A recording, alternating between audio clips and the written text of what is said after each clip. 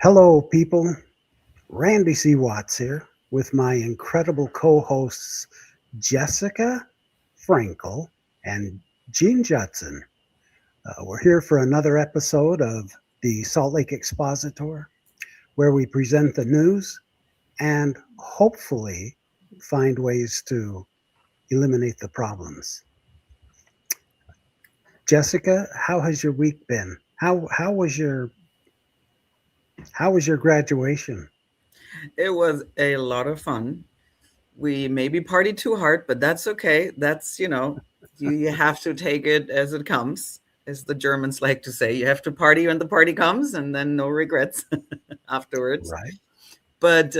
So yeah, my third kid got done with high school, and they told them that when they walk on the stage, kind of the issue they had at BYU, when kids open their gown and then they have a message in it and they don't like it, right? I mean, we still live in conservative Texas too, even though our city is liberal and Democrats. But so they told the kids they cannot do anything above the waist, so meaning they shouldn't raise their hands or anything.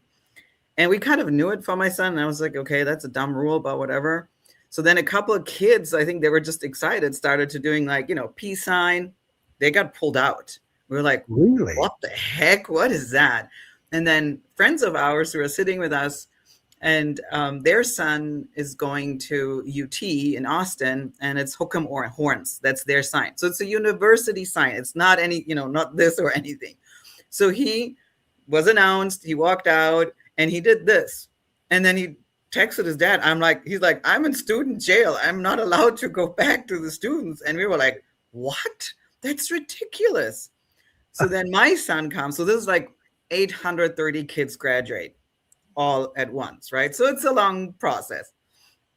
My son comes out, gets the noun, and he just, I think, some basketball player, don't ask me who, but he made like a sign, like a basketball player or something that he's famous for. But nothing, again, nothing like respectless or anything. Same thing. I get a text, I'm in student jail. I can't come back to throw the head, right? But I was just like, you know what? Proud mama moment. I'm like, you do you, buddy. Always push against stupid rules. Yeah, buddy. And so we were saying those 20 kids behind the curtain, they will go places. Right? And it was just interesting. Sometimes they're dumb rules, and we need more people in this country like fighting dumb rules and questioning them and still, going for it. It was just silly, but it just reminded me sometimes how stuck you can be with your rules. You don't question them, you just do it. And that's not always the right thing to do. And I just thought it was the coolest thing. He didn't get his certificate, so they have to come on Tuesday to the principal and kind of, get their personal the diploma. The principal already said, you know what, we don't care. It was the district who cared. So he wasn't in real trouble, but one kid or a couple of kids who were back the curtains were really sad because for them it was really important to be part of that, when you throw the hat and Yeah, that you yeah. take that away from the kids. My son could care less, so I knew he wasn't bummed, but I felt bad for those kids. I was like, that's almost like the punishment doesn't reflect the crime, so to speak. And I felt Right. like that's oftentimes in Mormonism too, right? Where you get like weird, crazy punishments for not fitting whatever you did. And I was Well, like, that that's a So heartbreaker. anyhow, that's a um, little strict, isn't it? I Yeah, mean, and it's funny, they have to go to the principal's office. What is the principal going to do? nothing. You Suspend already them? told them. yeah. But So it's sad. How um, about you, Gene?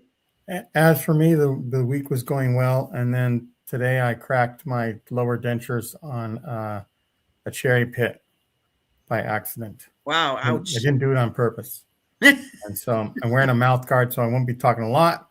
But we thought that we would talk today about the Box Elder County issue of a data center, and we call on the show "Dogma Over Data Center" in homage to what's Dan his name, McLean. Dan McClellan, where he has data over dogma, and this is a data center. And so, um, it's as a little thing. I don't know if people know about it, but let's go ahead and run this.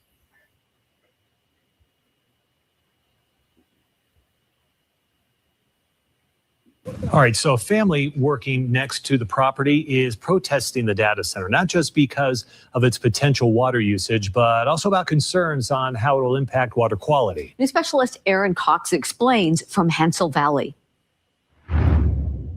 There's a lot of family history at the Great Salt Lake. We used to camp here, and the water was right up to the shore. At 13, Rhonda Anderson Lauritsen was swimming at the north end of the lake. And now you have to walk 4.5 miles to reach the water. Since 1969, the Andersons Company, Mineral Resources International, have extracted minerals from the Great Salt Lake. As the minerals concentrate, we pump it from pond to pond. Using these 5-acre ponds, the Andersons create products for hundreds of businesses worldwide.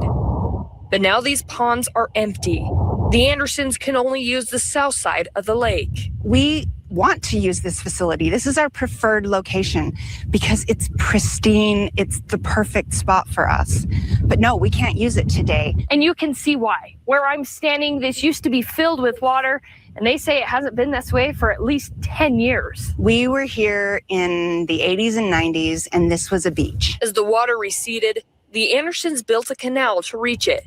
They even signed an agreement to reduce their water rights use each year, depending on how full the lake is. We are currently at a 50% use of the Great Salt Lake water rights. So we will only be able to use 30% of our total water rights starting in 2027. That's before we talk about the new Stratus data center going right next to their property, Hansel Valley, where the Stratus data center will use irrigation water from the property rights they acquire. And even though developers say they're not taking water directly from the Great Salt Lake, Rhonda worries about these salt wells, which feed into the lake. So we're concerned not only with how much, but what are they going to do to it? People directly consume this product. So if they put in forever chemicals, for example, they might say they've cleaned it, but they're chemicals that don't come out. That's why the Andersons have filed water quality and quantity protests against the data center. We are not opposed to data centers per se. It just needs to happen in the right place. Hoping to restore not only the Great Salt Lake, but their family legacy. This is my home, and I'm going to fight for my home. That gives me hope. Aaron Cox, KSL 5 News. Wow. First of all, I didn't realize that the Great Salt Lake was halfway empty. They have to rename it the OK Salt Lake. Right. The half full Salt Lake. Yeah. The so-so. But Jessica, how much water would a data center use on an annual basis? I mean, what I heard is even billions of gallons of water. Like 137 billion gallons. In a desert.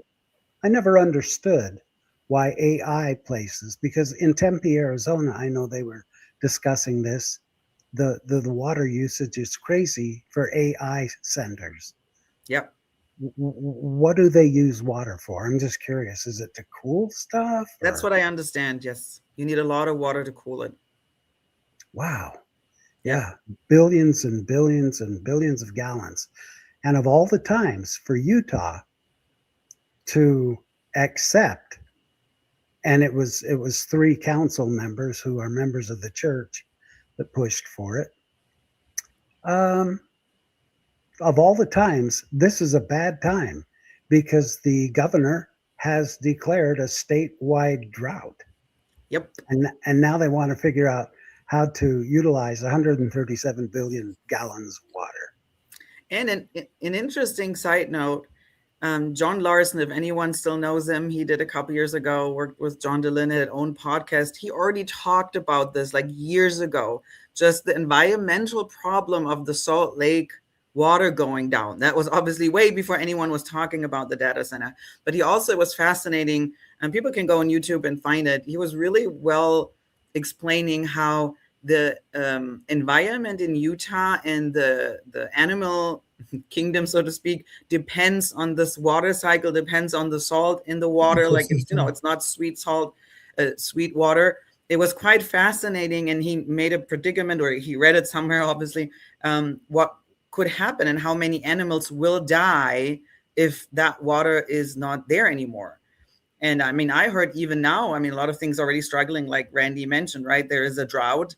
And so it's kind of interesting that Utah state governors are asking people to, like, don't water your lawn so much. And yet you want to build something that needs, like, not even in comparison, right? Like, way more water. Right. Go ahead and Jessica, speak to the issue of that maybe doomsday believers might not really care about taking care The of the environment. land. Yeah.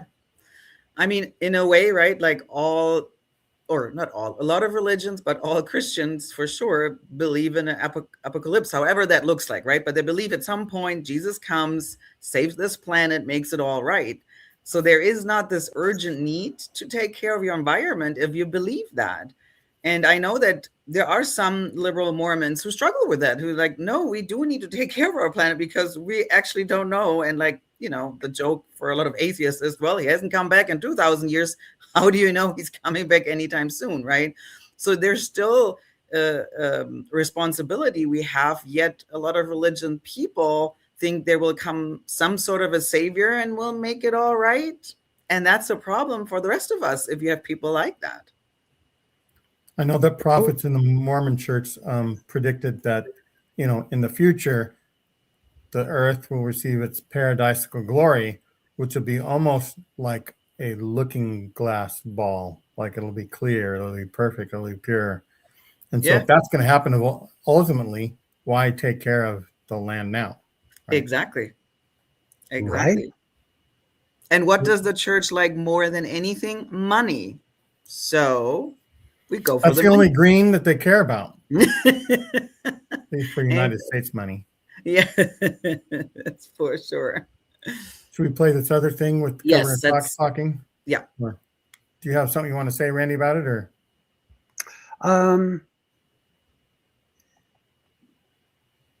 Nope. Let's play that sucker. Oops.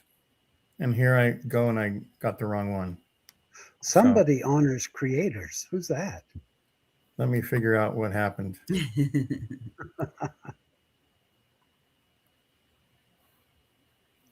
So I don't have it. So let's figure out what I did wrong. If you want to, while you figure this out, we can put up what I just have, the water shortage, and we can read this. Yeah. Do you want to read it, Randy? Sure.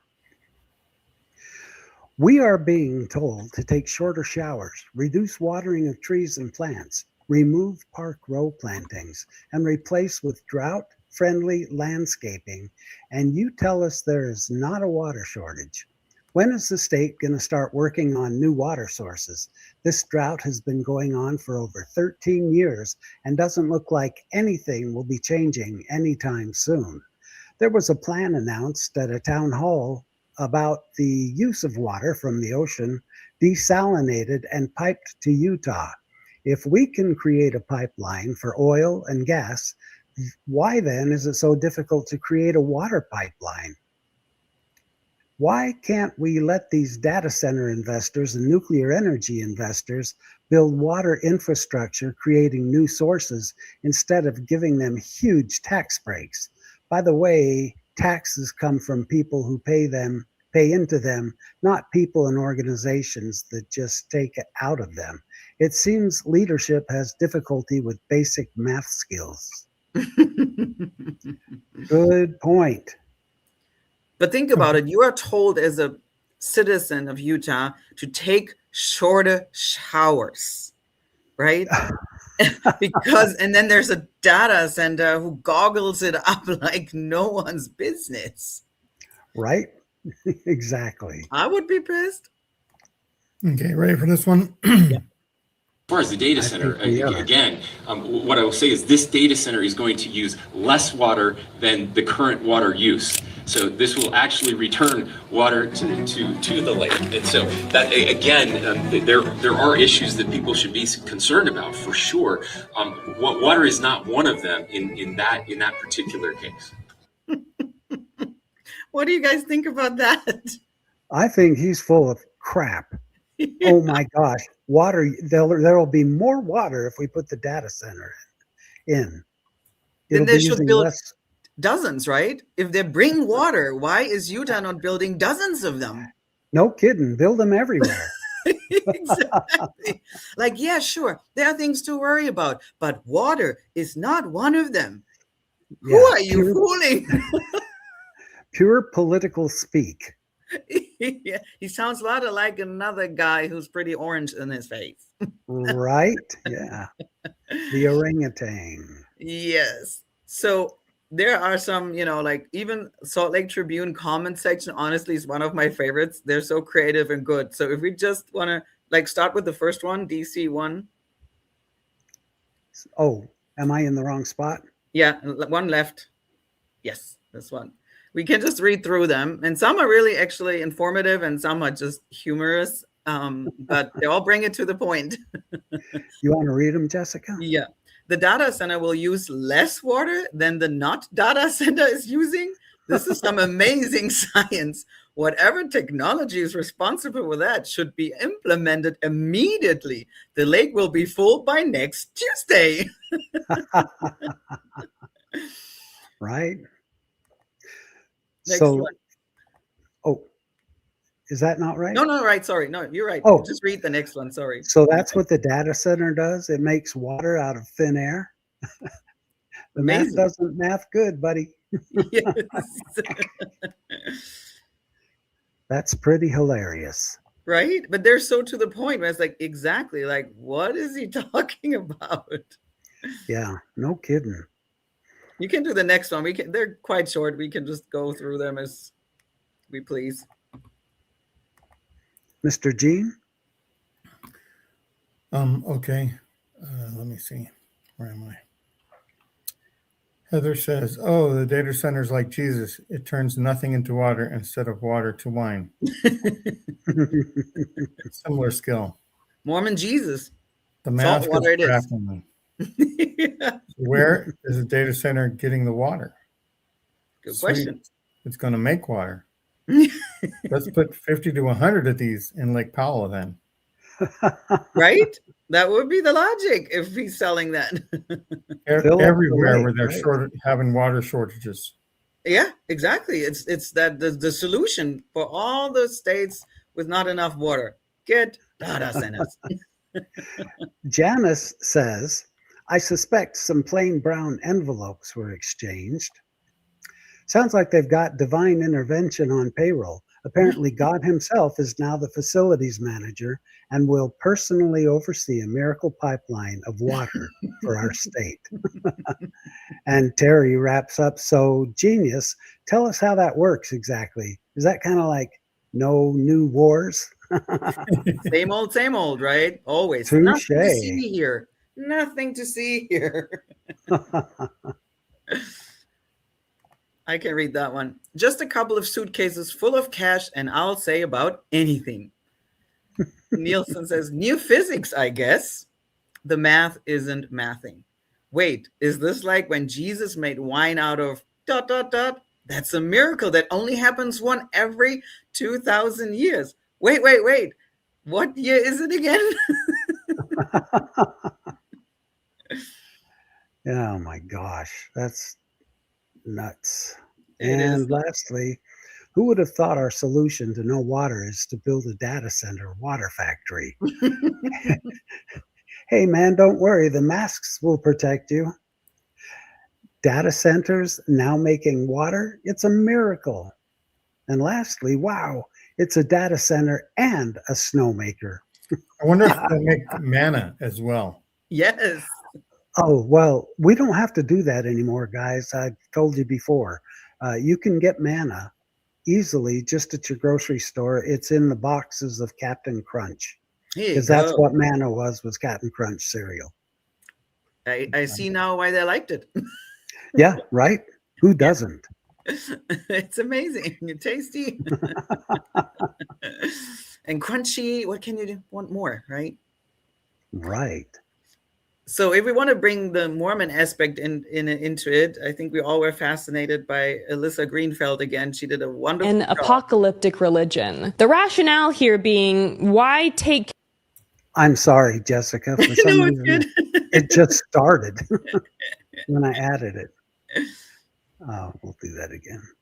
Ultimately an apocalyptic religion. The rationale here being, why take care of the earth when Jesus is about to be here in 2 shakes of a lamb's tail? Mormons still make up a huge portion of Utah's government, especially in top positions. The governor, both senators, and all the Congress people are all Mormon. I mean, to me, Utah definitely feels like a theocracy. And while I'm not saying that the Mormon Church ordered this data center to be built, I am saying that Utah's governing culture was built by Mormonism, and it still operates inside a heavily Mormon political world. And I think this apocalyptic worldview, I mean, if you look at the actual name of the church, it's not the Mormon Church, it's the Church of Jesus Christ of Latter Days, the end days. And so they do believe Jesus is coming back. At that time, the earth will be renewed, and God is going to fix any of the damage we do when Jesus Christ returns again. And so when this data center got approved, even though so many people were against it, I was not surprised. Okay. Jessica, how big is the data center? Well, what I heard is like twice the size of Manhattan, if I remember that correct. Yep, that's what I read. Twice the size of Manhattan. That's and something. It's create water. Cost. What's that? Less than half of the cost of Manhattan. Right. Yeah, it'll actually create money. Yeah, apparently, and water. I mean, so much awesome things. How can you be against it? I don't understand.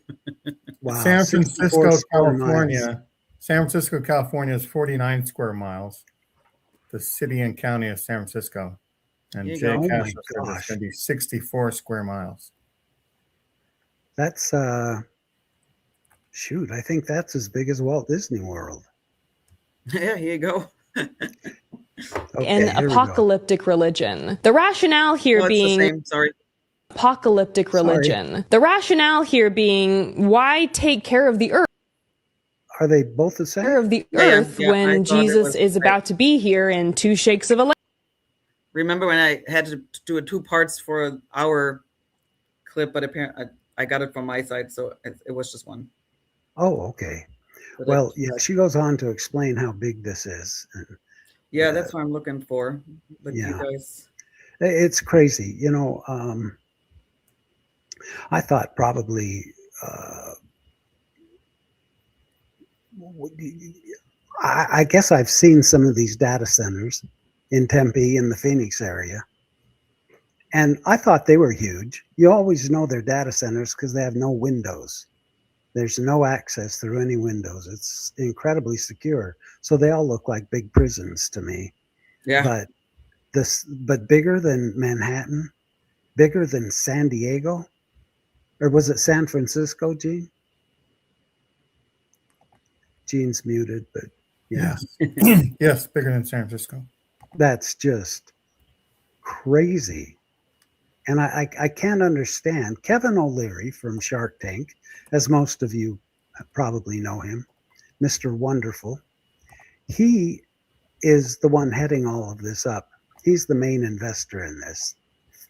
And it baffles me why they would invest such money. How much was it, Gene?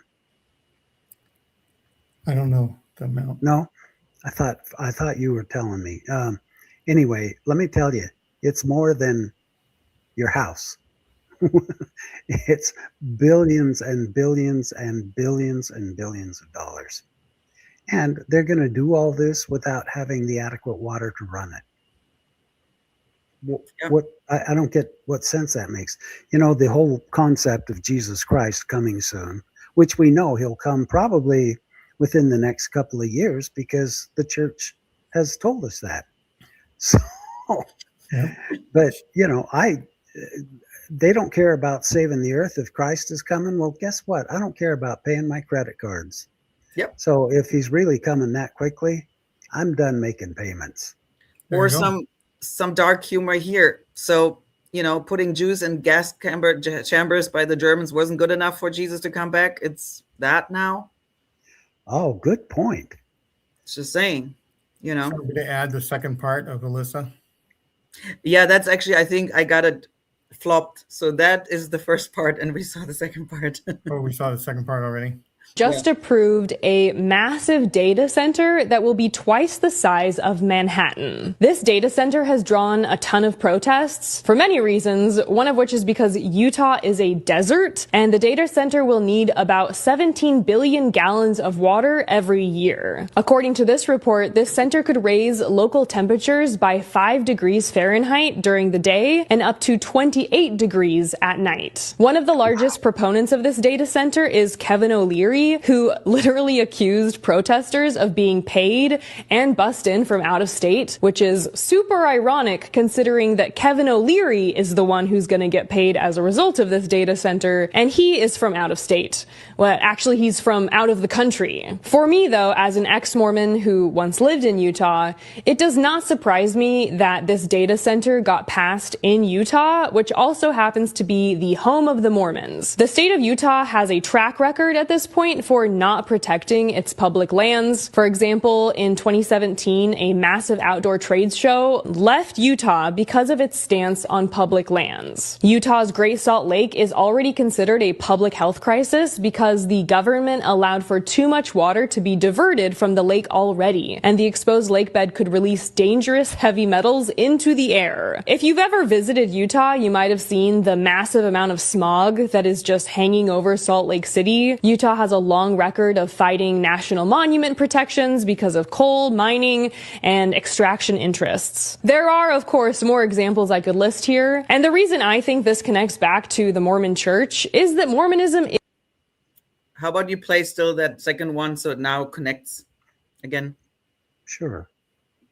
Jesus is about to be here in 2 shakes of a lamb's tail. Mormons still make up a huge portion of Utah's government, especially in top positions. The governor, both senators, and all the Congress people are all Mormon. I mean, to me, Utah definitely feels like a theocracy. And while I'm not saying that the Mormon Church ordered this data center to be built, I am saying that Utah's governing culture was built by Mormonism, and it still operates inside a heavily Mormon political world. And I think this apocalyptic worldview, I mean, if you look at the actual name of the church, it's not the Mormon Church, it's the Church of Jesus Christ of Latter Days, the end days. And so they do believe Jesus is coming back. At that time, the earth will be renewed, and God is going to fix any of the damage we do when Jesus Christ returns again. And so when this data center got approved, even though so many people were against it, I was not surprised. So now we got wow. So we don't really have to worry about any intervention by God because they're making water at this data center and they're filling the lake back up. Exactly. And the Mormon Church is already collecting money for the second coming, right? I mean, that was literally their statement for the SEC scandal, right? They were saying we need it for the second coming. Apparently, Jesus cannot do miracles anymore, or at least Mormon Jesus has some limitations because now he needs money to fix the environment, and he cannot do the whole, like, I feast people with 5 fish and 5 bread of loaves anymore. Apparently now it's like, I mean, I might be able to fix your lake, but I need billions of dollars. Right? Yeah. It's very expensive to travel from Kolob to the earth. And then wherever he lands, he's got to travel on into Salt Lake. So that could cost billions of dollars. Yeah. We Gene, can't you're hear muted. you, Gene. In case somebody's wondering, my link can be viewed this way or this way, and I don't know how to change it. But I see. Since StreamYard now automatically does both. Okay. I might Is have that what you're copied talking and pasted about? the wrong one, but we'll see. Well, good. And then even if you think about it, Mormons believed that Jesus, when he died, he could just beam him up to America, right? He came here and visited the people. So to your point, it's always like this, like on the one hand, he can do anything and everything, but in Mormonism, they like to shrink Jesus' power, right? Oh, and Jessica, you're going to have to lose those from the bottom. Oh, yeah, I will. I'm drinking my coffee, which, as you may notice, matches the background, our background of this studio. But while I should normally be drinking my delicious peanut butter cold brew coffee, I'm drinking my cherry cold brew coffee because I'm going on a little diet. Okay. I need to hone my weight a little bit to get to fighting weight. And I think by cutting out the peanut butter for just a few weeks, that'll take me right back where I need to be. I wonder if the Mormons would want the data center if they produced coffee instead of water. Depends on which They Mormon probably prophet would. you ask, right? Like Joseph Smith and Brigham Young sure liked the financial benefit from having a bar and selling liquor. That's right. It's Can just you the imagine newer ones don't like it. in the summertime raising the temperature by 20 degrees at night or 28 degrees, whatever it was? And That's great. Jay Castro, yay, we're cold coffee twins today. Triplets. The Mormon atheist is drinking cold coffee as well. Oh, There you well, go. how about that? Yeah, there's a lot of us drinking our cold non-Mormon coffee. I drink water as long as we have it. Who knows when we're out of it with all the data centers. Right? But it's just this interesting concept in general with Mormonism in Utah and the data center. It's also this prosperity gospel, I think, that kind of goes always into those things, right? Like Mormonism likes making money because then it shows people or members, I'm righteous, I'm good, right? So that's where Utah, like you find people who will supportive, and then other people will be like, no, but this will ruin so much, and we're already struggling. I mean, it's really like, if data centers were so good for the environment, it's not the first data center on this planet, then we should hear from other people who are, applauding their data centers, and you don't. You hear criticism from everywhere they're built, where people in close proximity struggle, where it's not good for their health and their environment and our water. So, Right.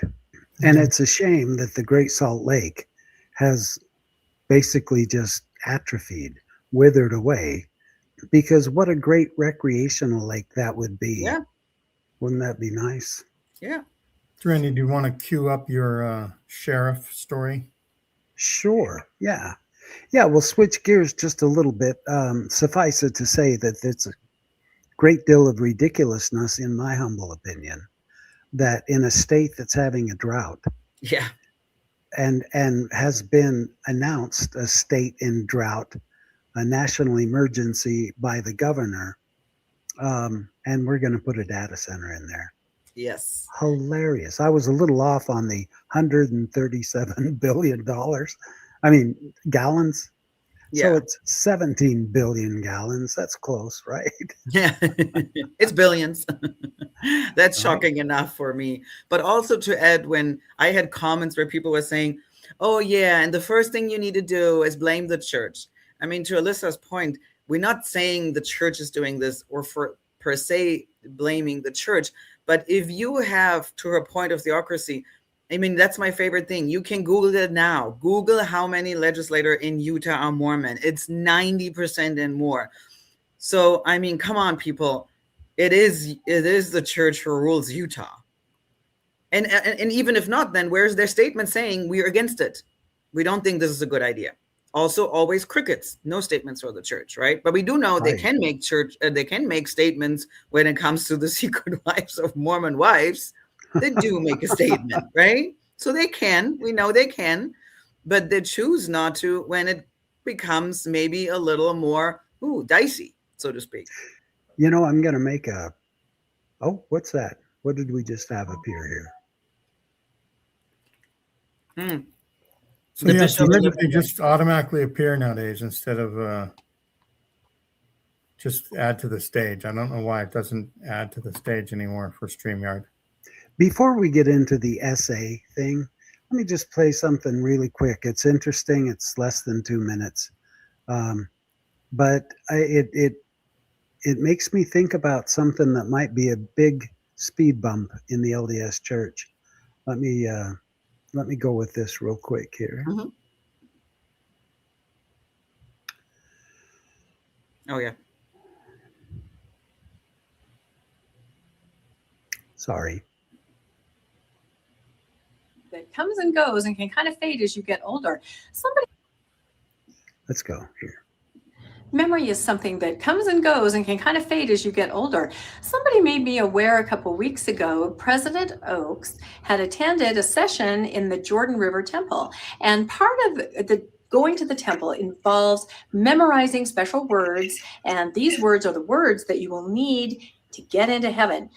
LDS members practice these every time you go to the temple when you go through a certain part of the ceremony. Apparently this time, President Oaks, who I'm sure has said these words millions of times, wasn't able to remember them and had to be helped. I think it's interesting that he cannot remember the words to get into heaven, yet he can remember to sue John DeLynn. Things that make you go, I just wanted to couple that with something that happened in General Conference, which is the first time in the history of the Church of Jesus Christ of Latter-day Saints that a prophet has spoken and forgot to say amen. Yes. That kind of, to me, that kind of hits home for this last story that Rebecca was, making a point about. What's happening to his memory? Because you don't just get up and speak in General Conference and sit down. And there's another aspect that was actually an article I posted from the Salt Lake Review this week. What goes perfectly with this is he sleeps through meetings. So that's the title of the article. He sleeps through meetings, repeats himself, forgets things. Why an apostle wanted to change how LDS presidents are picked. The three most recent presidents of the Church of Jesus Christ died at ages 101, 90, and 97. In fact, not counting founder Joe Smith, the church presidents lived to an average age of 87, and the current leader, Dallin H. Oaks, is 93. Decades ago, liberal apostle Hugh B. Brown, a self-proclaimed rebel, saw this emerging gerontocracy as a problem and proposed a remedy which included granting emeritus status at age 70 to all apostles, even members of the growing governing first presidency. And it goes into how Hugh Brown then, struggled with his faith and how he set up actually a good idea, because I think when Oaks came, when Nelson came, there were so many members saying, what are we doing? They're totally out of touch with reality. They grew up when blacks had no priesthood, when women were supposed to be home, and we thinking they're now all of a sudden are up to speed when they finally become prophets. That's a huge issue in the church. And the article I think the Salt Lake Tribune now opened it up. You can pay money, but you don't have to. You can read those articles again. Is very fascinating, the problem that the church created by itself. And now they're kind of stuck in this stupid, having only really, really old people as prophets to that point. I can empathize to a degree. I went to the doctor a couple of weeks ago, and I've been diagnosed with CRS. Can't remember shit. Me too. So if me at 66, almost 67, damn, can't remember hardly anything, and I can't imagine being 90 years old trying to run a church. Yeah. It's like I'd be up the creek because I can't really remember what the hell I had for dinner last night. So you can't run a church now at 65, 6. And those are normally our youngest apostles. They're not even, right? I think Bednar was the youngest, 60 something. As much as they want me in the Q15, I keep declining because of my memory. But I really do think it'll be interesting to see what happens when old boy kind of drops out of the memory. Yeah. And we do know what happens to those. We know it from Munson. They will hide those prophets then, right? They will not come to General Conference anymore. They will watch Kadun all day long, which is fine. They should. And I think there was another content creator from the ex-Mormon side who actually asked the question, when is this elderly abuse too? You know, we're putting old men. Remember, there was one apostle where they even like jumped up and hold him because he was almost like, timber, you know? Yeah. And so we all witnessed that. So that's kind of scary too. And actually, if I really want to open my kind heart, it's not fair to those men. Do I think they're all good men? No. But still, they should be home with their families, enjoy their grandchildren, you know, and do whatever they want. And yeah, when is this elderly abuse, sending them still around the world, pretending they're super fit because they're prophets, and we can't have our members see that they're senile and they shouldn't lead anything. Right? Yeah. I concur. So Randy, Alex commented that there's a way that we can uncheck a box under the general settings. And so I did that. So hopefully it won't auto load everything anymore. Oh, good. So we'll test it out. I wonder if that's... So you load up yours, because yours a video? Mine is loaded up and ready to go. And it keeps going automatically, which is starting to tick me off a little bit. But I'm not seeing anything. Well, yeah, okay. It keeps playing. It's really weird. Who knows? Who knows what the hell? Anyway, let me share the screen here. I just thought, isn't it also interesting, those old prophets who have dementia or whatever? It's kind of Mormon to a core. Mormonism likes to have dementia. You know, did we exclude blacks? I don't remember. Did we live polygamy? I don't remember. Did members were supposed to be gods? I don't remember. Did God had an address at Kolob? I don't think so. I mean, Mormonism is the whole thing of dementia. That's pretty dang funny. I don't care who you are. Yeah. Okay. I don't know if this is going to just jump on the screen automatically or not. Go for it. So it didn't. So now you can set it up to the volume and everything. And just when it gets loaded, it should work. Cool. Let's rock and roll here. Well, that didn't work. You must have clicked on it or something, or clicked on the creator. Maybe back arrow. Oh man, I hate when this happens. Yeah, and then we have to go through the tabs. I know some people are really good at navigating in StreamYard, and other people, our minds have to like click to where we are, click to the other. And then when we go to the other tab, we can't see everybody else or the chat or what's going on. We don't even know if it's really happening. Right. Oh, good. So, Jessica, do you know what Randy's looking for? He's looking. I got it. It's the up. bishop's abuse, I think. Okay. It's up. Good. Okay. There we go. Why I don't have an available for some reason. Let me take this off.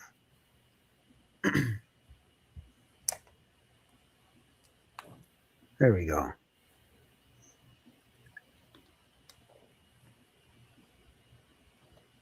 Okay.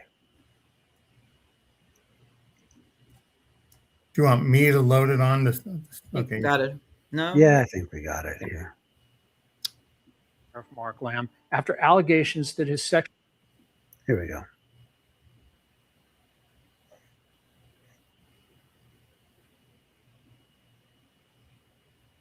LDS leaders initially protected Pinal County Sheriff Mark Lamb after allegations that his sexual improprieties had upended the lives of at least 2 women. Jillian Stannard said when she made formal complaints to the church, a bishop told her that Lamb was his close friend and neighbor. Lamb was the newly elected sheriff, the bishop said. It was complicated. Then officials said they didn't want to take any action until Lamb and his wife came forward on their own. After months of silence, church leaders acknowledged in text they had a problem with the Lambs, who held positions of authority in the local ranks of the LDS Church. This is part 2 of our investigation into Mark Lamb. The former sheriff is now running for Congress with President Donald Trump's endorsement. Texts, emails, and internal paperwork show the Church of Jesus Christ of Latter-day Saints looked into Lamb's behavior. I'm Laura Gersoni, a politics reporter with the Arizona Republic. And I'm Robert Anglin, an investigative reporter with the Arizona Republic. We found the Arizona lawman invited intimate encounters and indulged in a years-long habit of sexting that he later denied or sought to conceal, sometimes with threats or intimidation. Mark Lamb did not respond to a detailed list of allegations sent to him and to his campaign. Stannard was one of the women who says he tried to silence her. She had just gotten married to one of Lamb's closest friends in 2017. She said just weeks after their wedding, she discovered evidence that her new husband had a years-long affair with Lamb's wife, Janelle, and Mark Lamb secretly encouraged it, she said. Lamb was part of a Facebook Messenger group chat with Stannard's husband and another woman, screenshots show. Stannard said that chat included photos and conversations about sexual liaisons. She was horrified. Stannard said her husband confessed and gave her access to his phone and computer. She saw naked photos of women, including Janelle Lamb, along with a trove of messages. She downloaded all of it. Janelle Lamb did not respond to interview requests. Stannard was determined to have a reckoning against the Lambs for what she saw as betrayals of her friendship and the core church principles of faith and family. She took her evidence to the people she trusted most, church leaders. Stannard said when Lamb found out she had reported him to the church, he got in her face and told her there would be collateral damage if she kept talking. Stannard took it as a threat. She said the sheriff was telling her to be quiet about his behavior and how it had devastated her marriage. Lamb told her in a text that it was wrong for her to blame him, and in the same message, asked for her forgiveness. Stannard said she thought the church would thank her for coming forward, for doing the right thing. But local Bishop Lee Oram and stake president Dan Oakes responded with equivocation, records show. So Stannard went over their heads. She sent screenshots and detailed emails to an LDS regional leader. He launched an inquiry, interviewing Stannard, her husband, and the Lambs, text messages show. He also talked to Tammy Peacock, a woman who said Lamb threatened her to keep her from posting about their relationship online. Church leaders appeared to take Stannard and Peacock's claims seriously, but Stannard said the church offered no closure. Church officials declined to comment on the communications or the investigation. In text to Stannard, they refused to say what, if any, action they took. They told her the outcome was confidential. Stannard took her complaints to social media. Like Peacock, she began posting her evidence online. In one post, she sarcastically thanked Lamb for all the nudes he had Janelle send to her husband. Her husband posted an apology online, saying he had been unfaithful and that he regretted how his actions had affected the people he cared about. Stannard said she had no more trust to give. At one point, she texted Lamb about sending nude pictures of his wife. How long it had been going on, she wanted to know. Lamb replied, "You can call me for any questions you have." In the first part of our investigation, we explored threats to Peacock and the extent of the relationships he tried to hide for years. You can read the full stories at azcentral.com.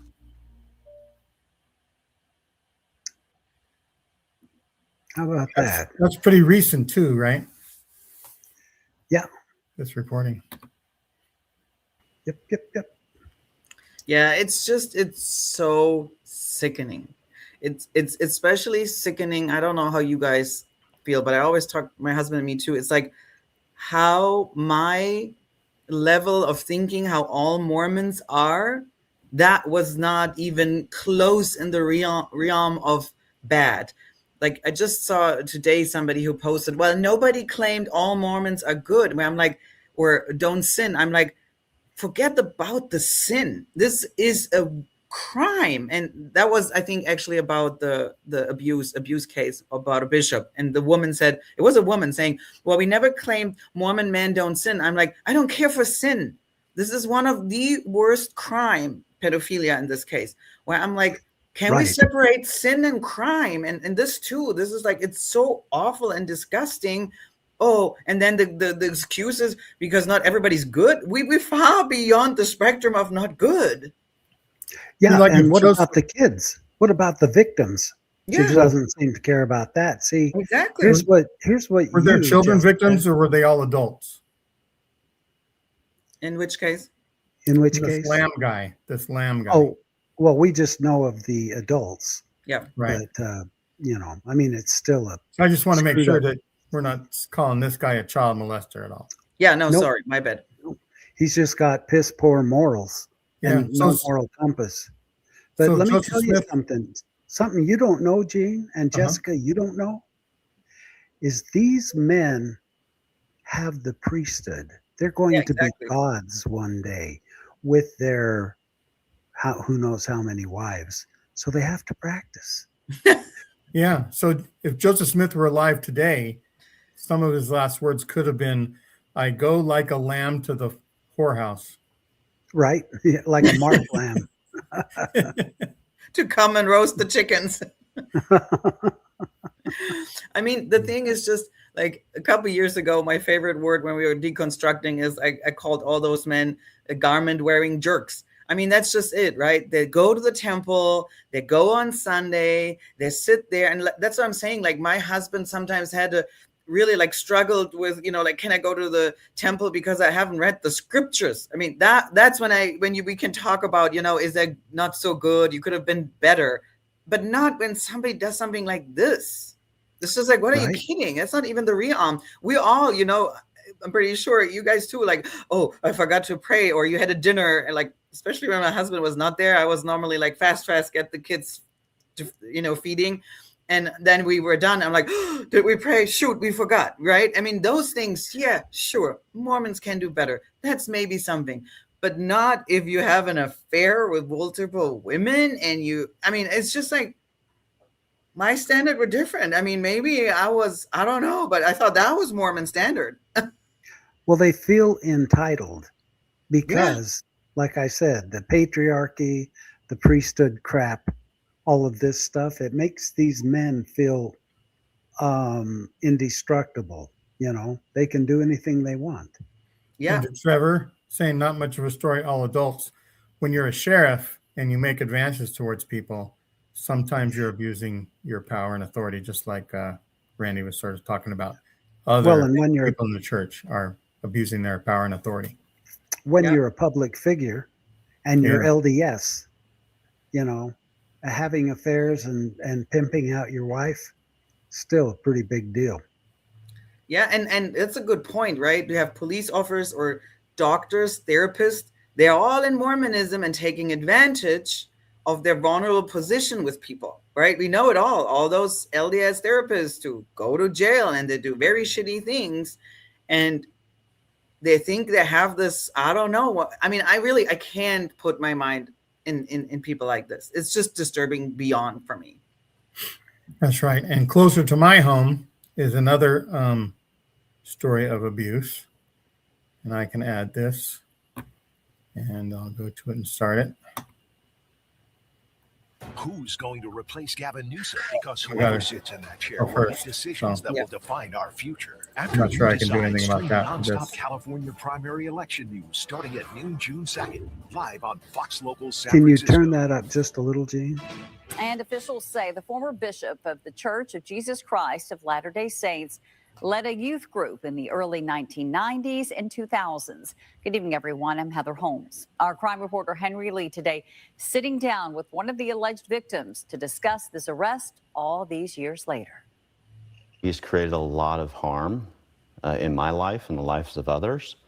There are many victims. A survivor speaking out to KTVU after a former Mormon bishop in Livermore was arrested and accused of sex crimes involving him and 3 others when they were boys. The coping, I think, comes along with knowing that we're now seen some justice take place. He did not want his name used, but with his wife by his side, he says it's time to say his piece. Now that 76-year-old Michael DeLar Morris has been charged with 18 felony counts of sexual assault and lewd acts from 1991 to 2000. Court documents obtained by KTVU accuse Morris of assaulting 4 boys at various spots, including at the Church of Jesus Christ of Latter-day Saints on Hillcrest Avenue in Livermore, as well as at his home, a car, and the childhood homes of at least 2 victims. At the time, Morris led the young men's group at the church and was a Boy Scout leader. He could act one way in one situation and act a very different way in a different situation, and be able to use that to his benefit to perpetrate. An attorney for Morris declined to comment. In court, he described his client as a former engineer with Lockheed Martin who was excommunicated from the church, but later rebaptized and reborn. It's been frustrating to know that he's been able to navigate a system, a community in secret and get away with it. He says he wants to bring this case into the light to help bring about accountability. We're also hoping that by telling our story, this will help out for future generations, right? It's a shot across the bow. We're not going away. We're here. We're standing up. If convicted of all the charges, the former bishop could face more than 14 years in prison, which according to the DA would amount to a life sentence. In Livermore, Henry Lee, KTVU, Fox. So that is close to home. I've been to that building just before conference, and there's a big, study Jesus with us, a sign leading up to the what they say on Easter, right? Even though the building is closed on Easter, the church did all their Easter celebration the week before because conference was Easter week. He has risen, Gene. That's right. Yeah, but what the heck? Reborn again? See, that's the issue is he goes and diddles these kids. And then what does the church do? They rebaptize him. Yeah. Perfect. I'm sure they'll put him in as nursery leader or something. Primary president. It's truly infuriating how much, and I know Mormonism is not the only religion, right? But how much they welcome the perpetrators and people who harm people for life and care so little for the safety of victims who need space to know they're safe now. This is just to me where I'm like, I don't get it. I really don't get how you can call yourself Christians or you follow Jesus. Isn't there even a Book of Mormon scripture where it said, if you do something to one of my little ones, you can, put a rock around your head and go swimming. Yeah. So it's kind of like, and you think that's Jesus-like, that's Christ-like, to welcome them back. Those are the lost sheep. I highly doubt it. And you have another thing, Jessica, on the same story? Yeah, that actually goes with it. If you can put it up, I just remembered it and pulled it up from Floodlit. So that's the same guy, right? That's the 138th former bishop listed on Floodlit. 138 what we know of and officially, right? Yeah, that's probably the tip of the iceberg. Yes. Because look at what we don't see and what doesn't get reported. Exactly. 138 effing bishops. From Floodlit. Yes. And I was looking at Floodlit, and there's been 19 stories in May on Floodlit. Yeah, they really were on it, or they had lots of things to post about. Yeah, unfortunately. Wow. So we can do a Floodlit commercial later on. But what I like about why they point out the 138 bishops is because, again, I love to hound this down. Mormons believe bishops are called by literal God. So you have God was okay to call at least 138 men, knowing, because he knows everything, right, that they're pedophiles. And he was okay. And Henry B. Eyring, just a few short years ago, said that God doesn't make mistakes in these columns. Yes, exactly, right? And then also the other thing, which is just like, where's your fucking gift of discernment? It does do shit. It's non-existence. It doesn't do anything if you can't even save children. then what is your gift of discernment doing? New handbooks? What? I don't care. New names for young women's? Wow, I don't need a gift of discernment for that.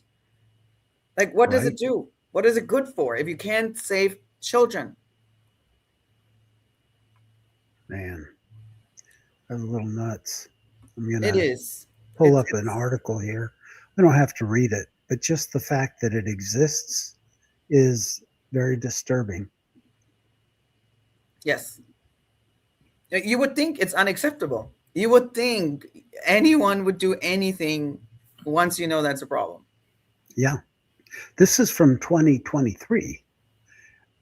Recordings show how Mormon Church kept child sex abuse claims secret. And this is PBS, by the way. This isn't any post-Mormon production. It's not a Mormon production. It's by a third party, PBS. And they're calling it like it is.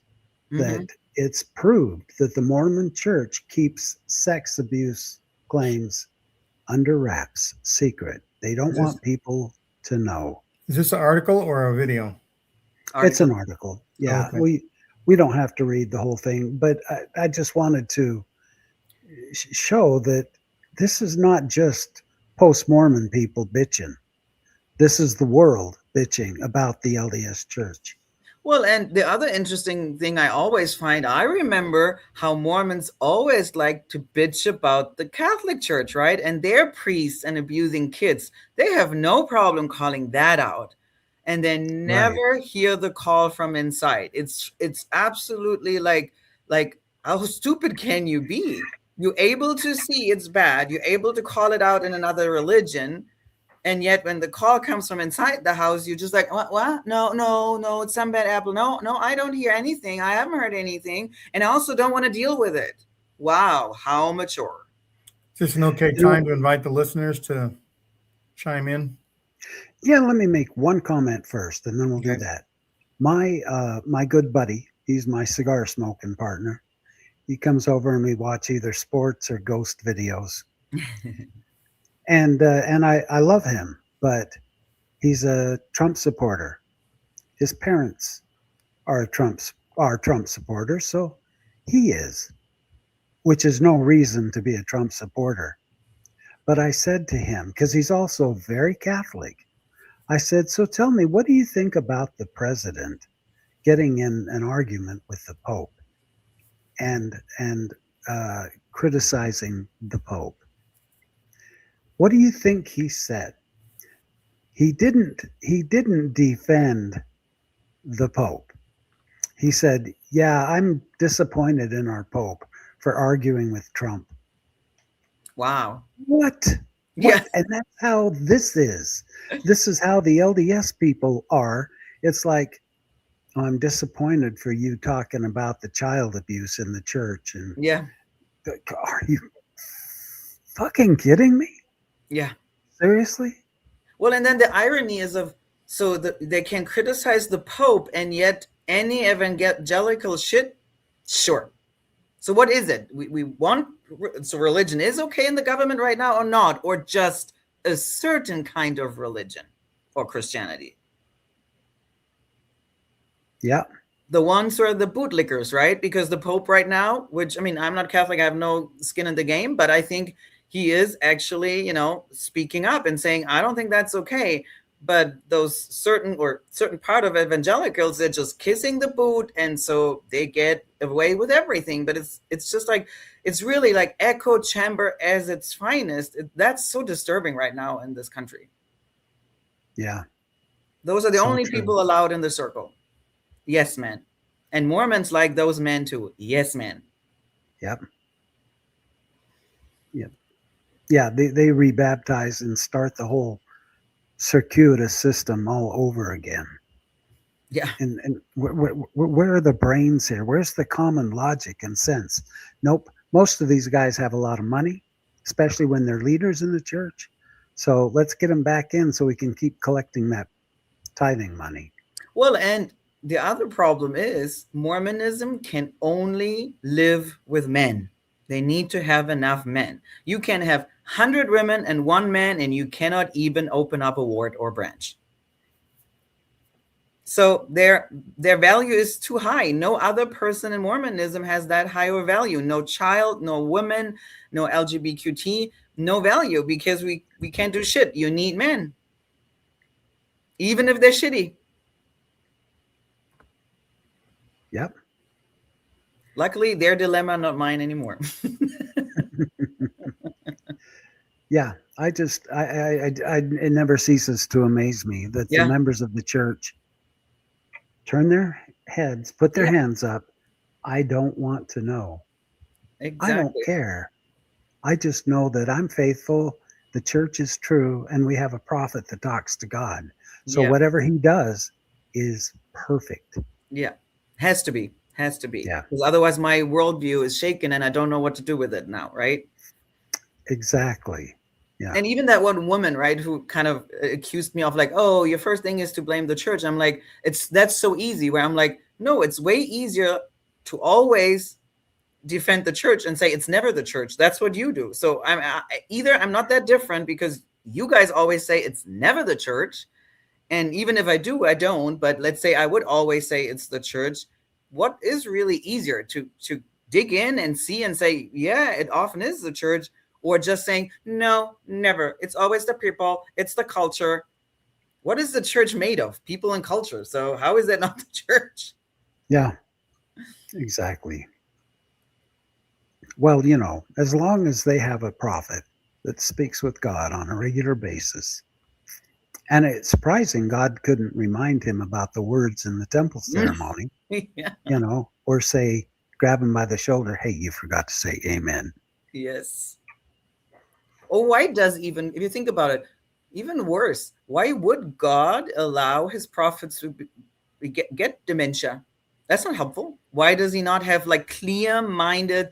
Because that also would prove the miracle in itself, right? Like if prophets would die and still will be like super sharp. I don't care if you need a stick or a cane or whatever, right? We could all live with that.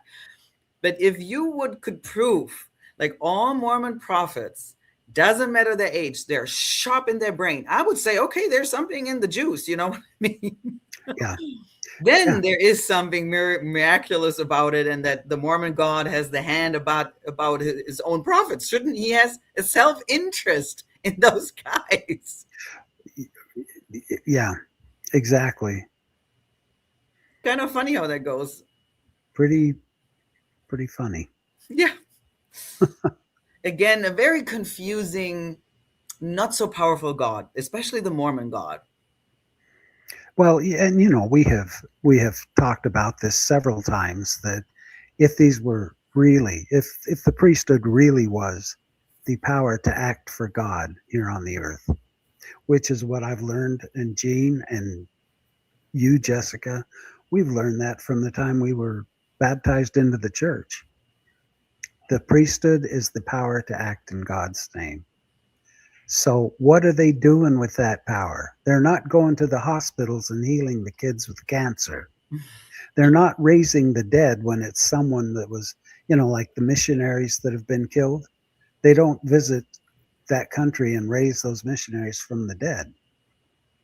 So what is it that what power of God do they exhibit? Exactly. Oh, that's another good thing. Why is not the first counselor and the first presidency blessing Oaks with a better memory?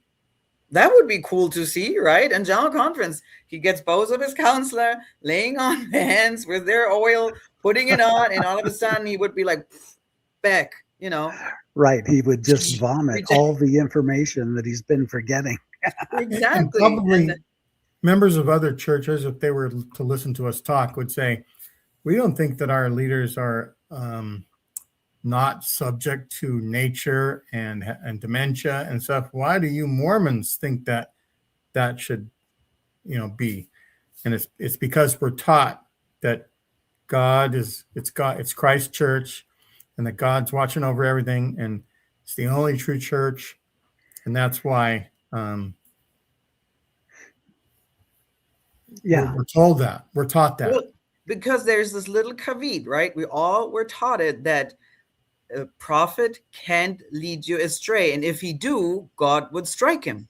That's the ultimate thing. So if Oaks is still there and he has dementia, then as a Mormon, you still have to believe it still works out. God is there. He's leading, whatever, because otherwise he would strike him, but he hasn't yet. Well, how many don't think that Rusty Nelson had dementia when he announced that the name of the church is supposed to be used properly? Don't use Mormon. And like I said in a recent video I made, the name of the church in Spanish, if you go by Mormons, it's Mormon. It's that easy. But if you can't say Mormon, then you have to say La Iglesia de Jesucristo de los Santos de los Últimos Días. That is the name of the church in Spanish. One is 2 syllables, one is 21 syllables. One is a word, one is a sentence. Yeah, exactly. I'm so sick of having to write the Church of Jesus Christ of Latter-day Saints. I don't do it anymore. No, me neither. It's Mormon for me. What do you think, Chuck? Hey, it's not just the Latter-day Saints. How are you all doing, by the way, on this Memorial Day weekend?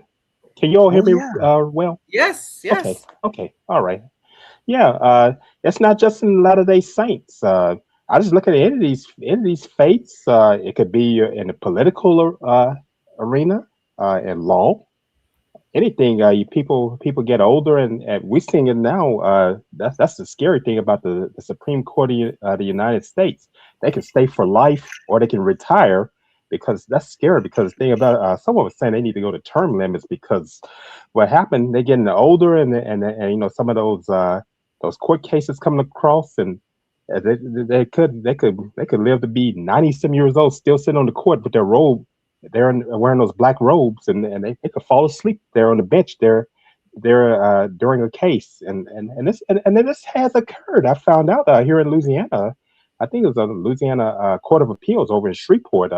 Happened years back. A lady, I think she was on the Court of Appeals. It was on a decision. It was a court case, and one of the ladies, she's retired now. I'm not calling her name, but she was talking about someone that a lady that was on the court. She had been there for years. It was a case, and she's sitting there asleep. It's a very important case. She fell asleep, and we've seen this time and time. We've seen it even in the Catholic Church. Think about the popes, how popes have been. We saw it with John Paul II, how he became ill, and we saw it with Pope Francis. You know, you get that age hits you, and you start having a lot of health challenges. Not saying people our age, people younger can't have it, but you're just seeing it time and time again. They might have a fall or something. Someone have to guide them, and this is what we're seeing. Like I said, in law, politics, it could be anything, even in business.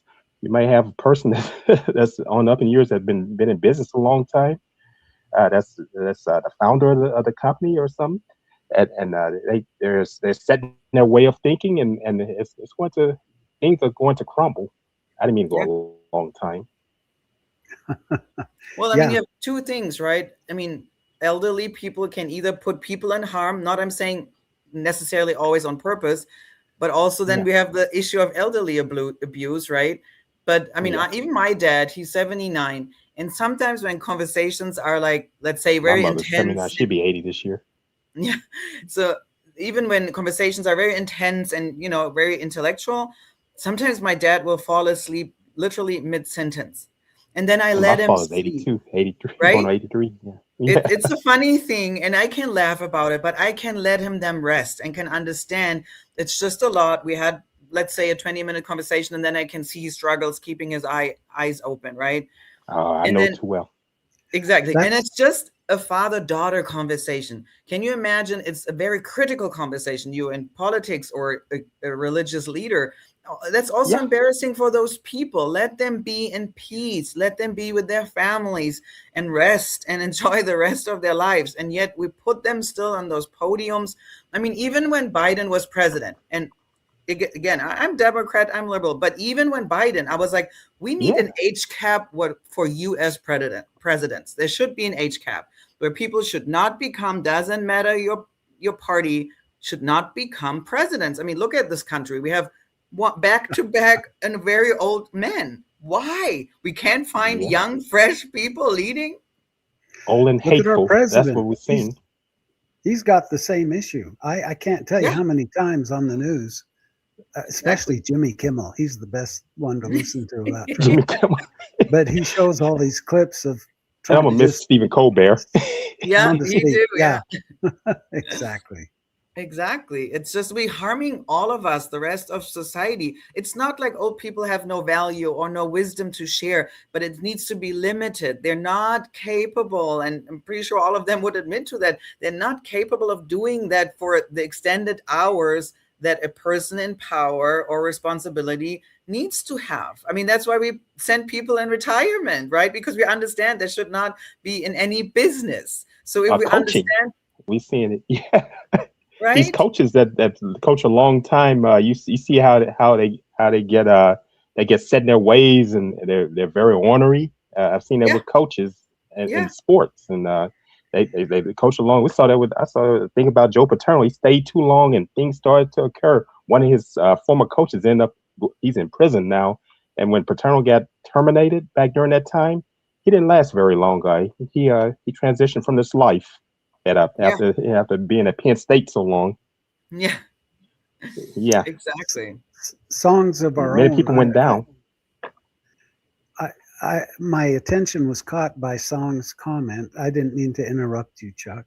But searching for concerts in the graveyard should be outlawed. I'm curious why you said that, because my favorite cemetery, Hollywood Forever, they have concerts there all the time. How you doing, Songs? Gorgeous graveyard. So I was wondering if you were referring to that. I don't know. Concerts in a graveyard. I think she means like collecting or going to people that are almost dead. Yeah, we have a brace of people in there. There's some in converts. My parents' Maybe place like that. Converts. Yeah. Yeah. People might in the Baptist faith they're like that. Some of those ministers that are on up in years, and they get very abrasive, and I've seen it happen around here in Monroe. The church people in the faith that I grew up in, they have been ministers a long time. You see them, a lot of them have fallen asleep up there in the where the ministers sit up there in the minister's seat. There now ministers don't even where my parents go to church. The ministers don't even put chairs up there anymore. They sit there among the people. They sit up front in the front pews. They don't even sit up in those chairs anymore. They realize this, and now we will sit among the people. Yeah, exactly. Yeah. Well, and they just we walk up know there also to speak. dementia and Alzheimer can literally alter your character. They're not themselves anymore.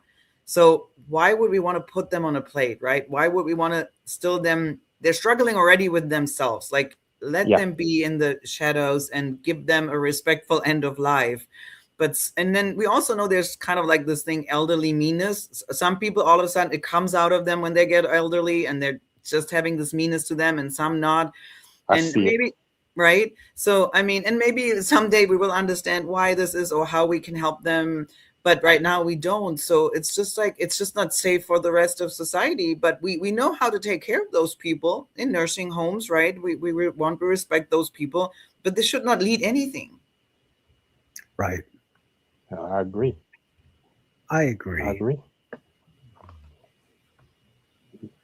And they get real, and we're having a young person that could really do something. They get kind of they get offended when a young person comes along that could be in that position, and they just want to stay in it and just in it, and, they just can't give it up. And I've seen that happen. Yeah. Like I've seen it happen with coaches. Yeah. It happened right here in my area. Happened right here at Grambling State University with Eddie Robinson. He stayed so long. He coached over 50 years and couldn't give it up. He used to coach from 1941 to 1997, and I think they just gave him one more season in 1997. They said, "Well, coach, you get at 19. This season's coming up. This kind of said, make this your last season." They gave him a great going out. As I said, going out party. You want to put it that way, but because he's in all these halls of fame, he's well known. He put many players in the pros, and we loved him. But it was just time for him to go. Yep. Yeah. Do we have anyone else in the conversation that would like to join us here on the panel? I mean, not everyone at the same time. What's going on? Slow down, guys. Yeah, a lot of chatting. Some of the chatters come and join the show. Yeah. Yep.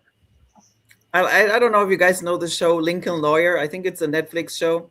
I like in that show, right? The lawyer has this, I think it's an uncle, or I don't know, or maybe just somebody who's like valued to him. He's a retired lawyer because he's old, but yet he understands. Once in a while, he goes with him and talks and gets wisdom. So I think the most powerful thing is if we as young people still can use the wisdom, but don't put them anymore in places of full authority or power. I'm not saying, take them all out, but I think that's the beauty. And they have this in the Netherlands where they figured out, like for a lot of university students, it's hard to find places, and elderly people often have already a house that's paid for. And so they combined the kind of, they need help like getting around. So students are young from college and the students need a house. So they have to combine it as very successful projects in the Netherlands where both generation kind of benefits from the younger helping out physically and the elderly while having a house that can have an affordable room for them.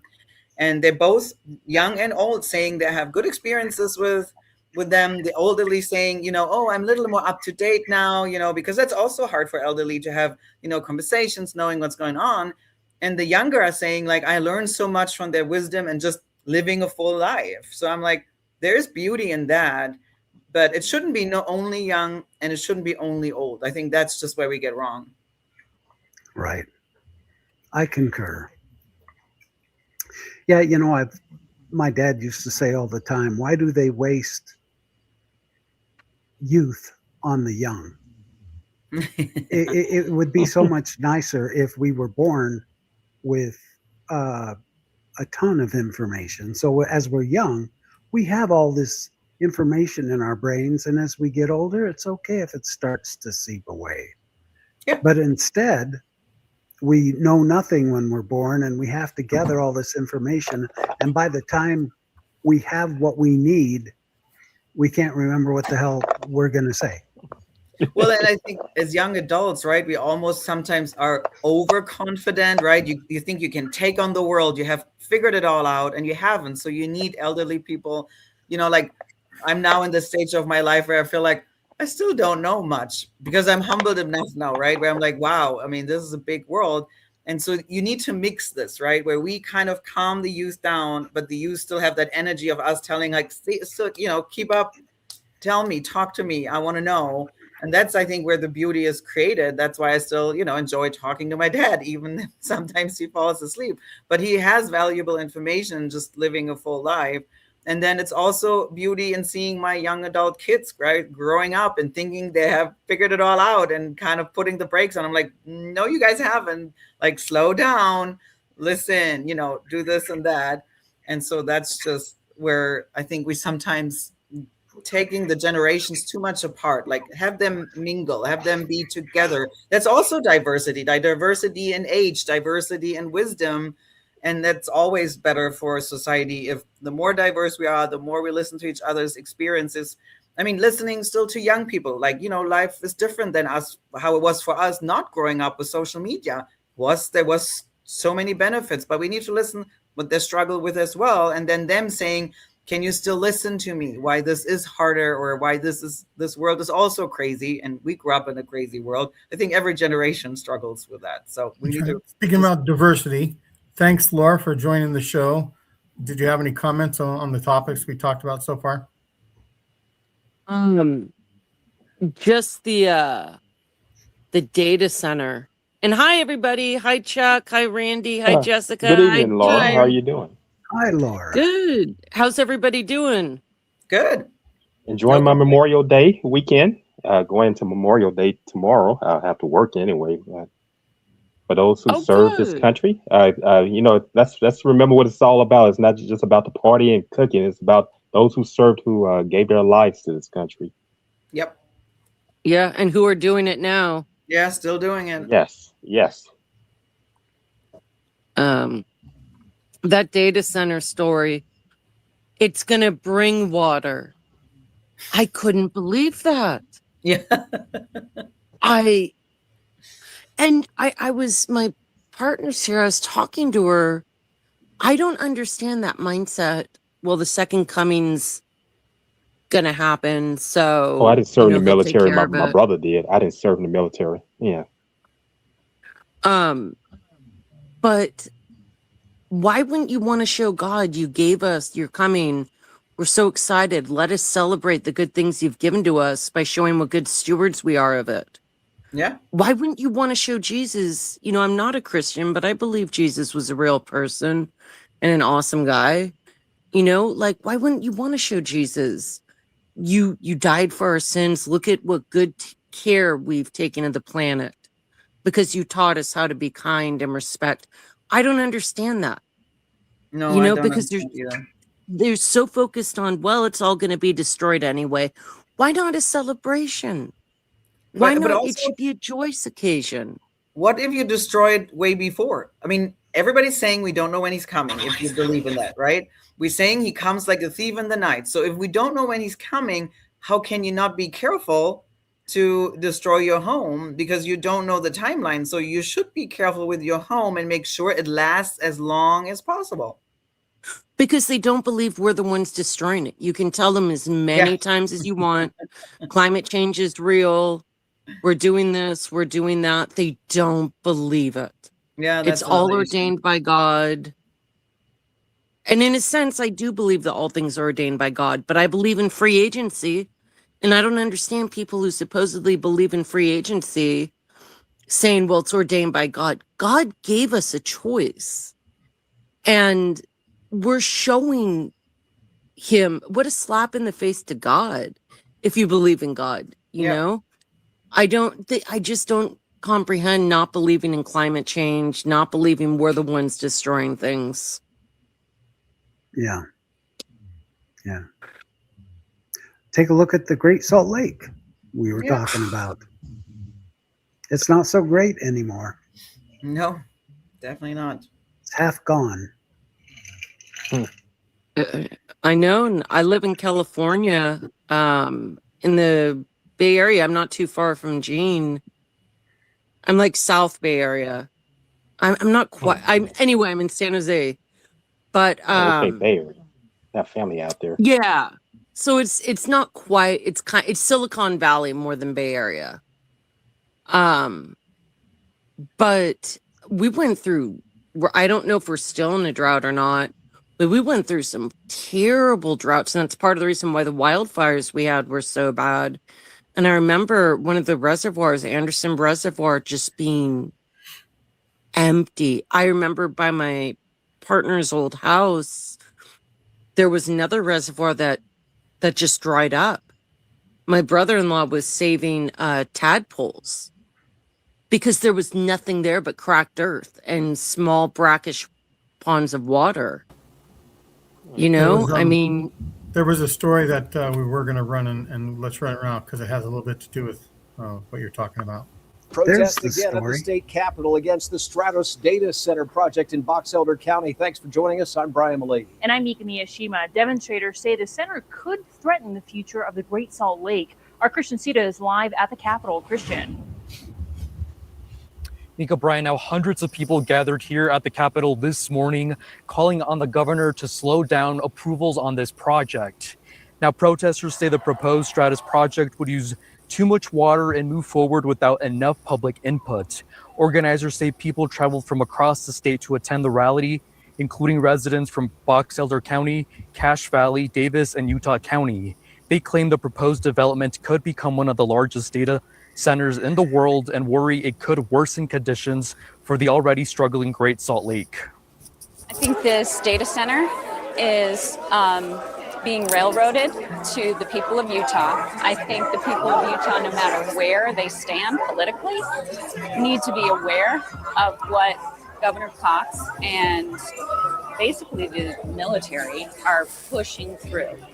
And they want no transparency for a data center that is twice the size of Manhattan and will be one of the world's largest data centers in the world.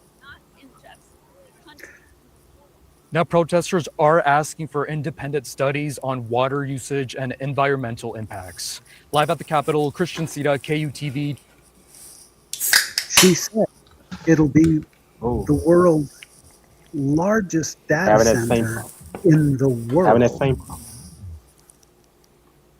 What's that? Do you think the protests are Having going to that. have any effect? Oh, sorry, Chuck. I'm sorry.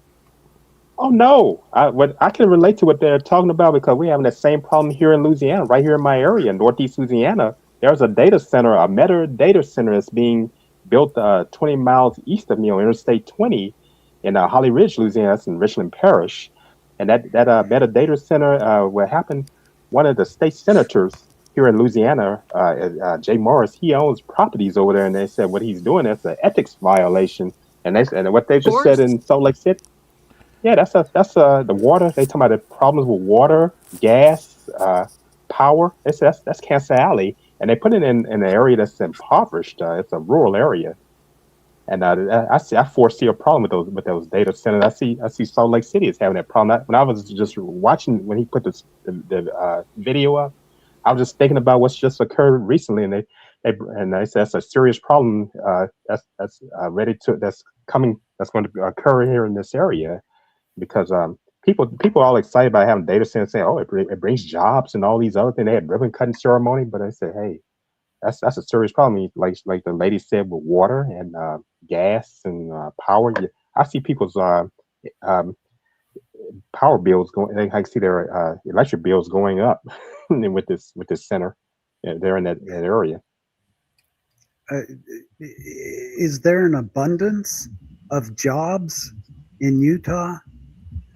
Are they short of jobs? Because where are they going to get the people to fill what quality of something jobs? bigger than the island exactly Manhattan? What kind of pay? Are there benefits? Is there retirement? What? Just creating jobs doesn't do anything. Yeah. No. And they're going to have something double the size of San Francisco. We having that same problem in here in Louisiana. Yeah, can you pray for water when you've got this data center coming in? That doesn't make a lot of sense. No, it doesn't. I can see God saying, "What do you?" It's like my dad. If I bought something that I really didn't need, I'd have to hear him bitch about me spending my money. What are you people wasting prayers for? Because and it was even Governor Lee, right, who called out and said we should pray. That's Mormonism and Utah State right there mixed with politics. So on the one hand, you're saying the state needs to pray for moisture, what Mormons like to say, rain, and yet you have a data center who magically just produces water. So what is it? Well, maybe Trump will turn on the faucet for Utah like he did for California. And our governor is a Trump supporter, Jeff Landry. Oh, great. Utah too. Yeah, Utah. Yeah, like I said, Louisiana has Jeff Landry. He's a little guy. He's crazy with that Cajun accent. He is wild. Former state attorney general turned governor. Oh, he's low down. They're taking districts away and all that. He's we're not much better off in Texas with Abbott. They're doing a recall petition on him right now. There's a recall petition that's going around right now to get trying to get him out of there because he's gone wild. That's crazy. I'm not a big fan of Newsom, but I thank God I have Newsom over. Really, times like this, I'm thankful for Newsom. Yep. Chuck, I just want to make this point. It's got nothing to do with what we're talking about, but every time I edit the show after you have been talking on it, I get jealous of your voice because you've got such a great broadcasting voice. I would love to swap voices with you. But you've got a great, just a deep, clear broadcasting voice. Oh, thank you. By the way, shout out to there's a guy who just passed away he was 80 years old. He did sports media for years. I met him, a guy named Charlie Neal. He did BT Sports for years. He passed away at the age of 80, and he had that kind of voice, and people just loved his voice. And he was a great person. I mean, I met him. He was one of the nicest people you want to meet, and he had that kind of voice that just that people just loved. And like I said, he's may he rest in peace. He passed away at 80. He lived in the Washington D.C. area. 80 seems kind of Thank young you. these Thanks a lot for that, days. Randy. You bet. R.I.P. to Chuck, was it? What's his name? The The guy I was talking about, Charlie Chuck? Neal. Charlie Neal. Okay. Yeah. Charlie Neal. Yeah, he had a great voice. R.I.P. Charlie Neal. Was he still broadcasting, Chuck, or had he retired? Oh, guess what? He this past football season, he didn't do it. He was ill. We didn't realize how ill he was, but before then, he was still working. He was still doing broadcasts on HBCU Go. That's what Byron Allen owns, and he was still working even to he didn't retire. But what happened? But when he became ill last season, football season, we didn't see him. He had a lot of health challenges. He had been doing it for years, and from BET to ESPN to HBCU Go, and he had that. He just had that personality. And just meeting him, you think a lot of these people be have bad attitudes. He was one of the nicest people you wanted to meet. And the one thing about him, he trained bus drivers too. He loved to drive too. He trained Greyhound drivers, and he loved riding motorcycles. That was his those were his hobbies. Great. Well, thank you for that. Yes. Speaking of BET, you guys, and this might not be for everybody, but if anybody has BET Plus, there's the Miss Pat show. She's a comedian. She has one of the greatest shows. The language is severe, but man, and it's topical, it's relevant, it's a really good show. So if anybody gets the chance, that's always because I always listen to her podcast and everything. Like, oh yes, it's Did just you say she's on BET? BET Plus. She has a show on BET Plus. as well called Miss Pat Settles It. Oh, But okay. BET Plus is Viacom the owns them streaming now. service. What was that? Viacom owns them now. Bob Johnson sold it to Viacom. Yeah. The founder Yeah, of I BET. learned about that from Miss Pat. She was talking on it on one of the broadcasts. They started in 1980. See, Charlie Neal was there from the start of BET in 1980. Wow. Yes. Well, we'll I have used to to- do a show on Charlie Neal and BET sometime. I had that when you started talking about my voice. I thought about him. He had that great voice that you want to hear. Yeah. And yeah. Very cool. Very cool. Well, Alex, what do you think about this whole massive project that the Utahns have approved? When I lived in San Antonio, there was this private school that wanted to expand. So they presented this plan that had 22 new buildings, an entire sports complex, and a stadium. And everyone argued up the hilt with this new plan. They took it to city council. It was a big deal. I mean, it even made the news. And the biggest problem was that this school's land was on top of the Edwards Aquifer Recharge Zone. So obviously people are going to fight that. It's like, no. The golf course across the street tried to change the pesticide that they were using, and it caused a fracas. Made the news, the whole. So this also caused a fracas. Well, lo and behold, when the plan was finally approved, it was 3 new buildings, a gym, and a sports arena with bleachers. So I had a friend who worked with this school, getting this plan, from commission all the way through to approval. And I said, why did the plan shrink so much? He said, we only ever wanted 3 buildings, a sports complex, and an arena with bleachers. But we knew we wouldn't get it approved if we asked just for that. So we asked for everything.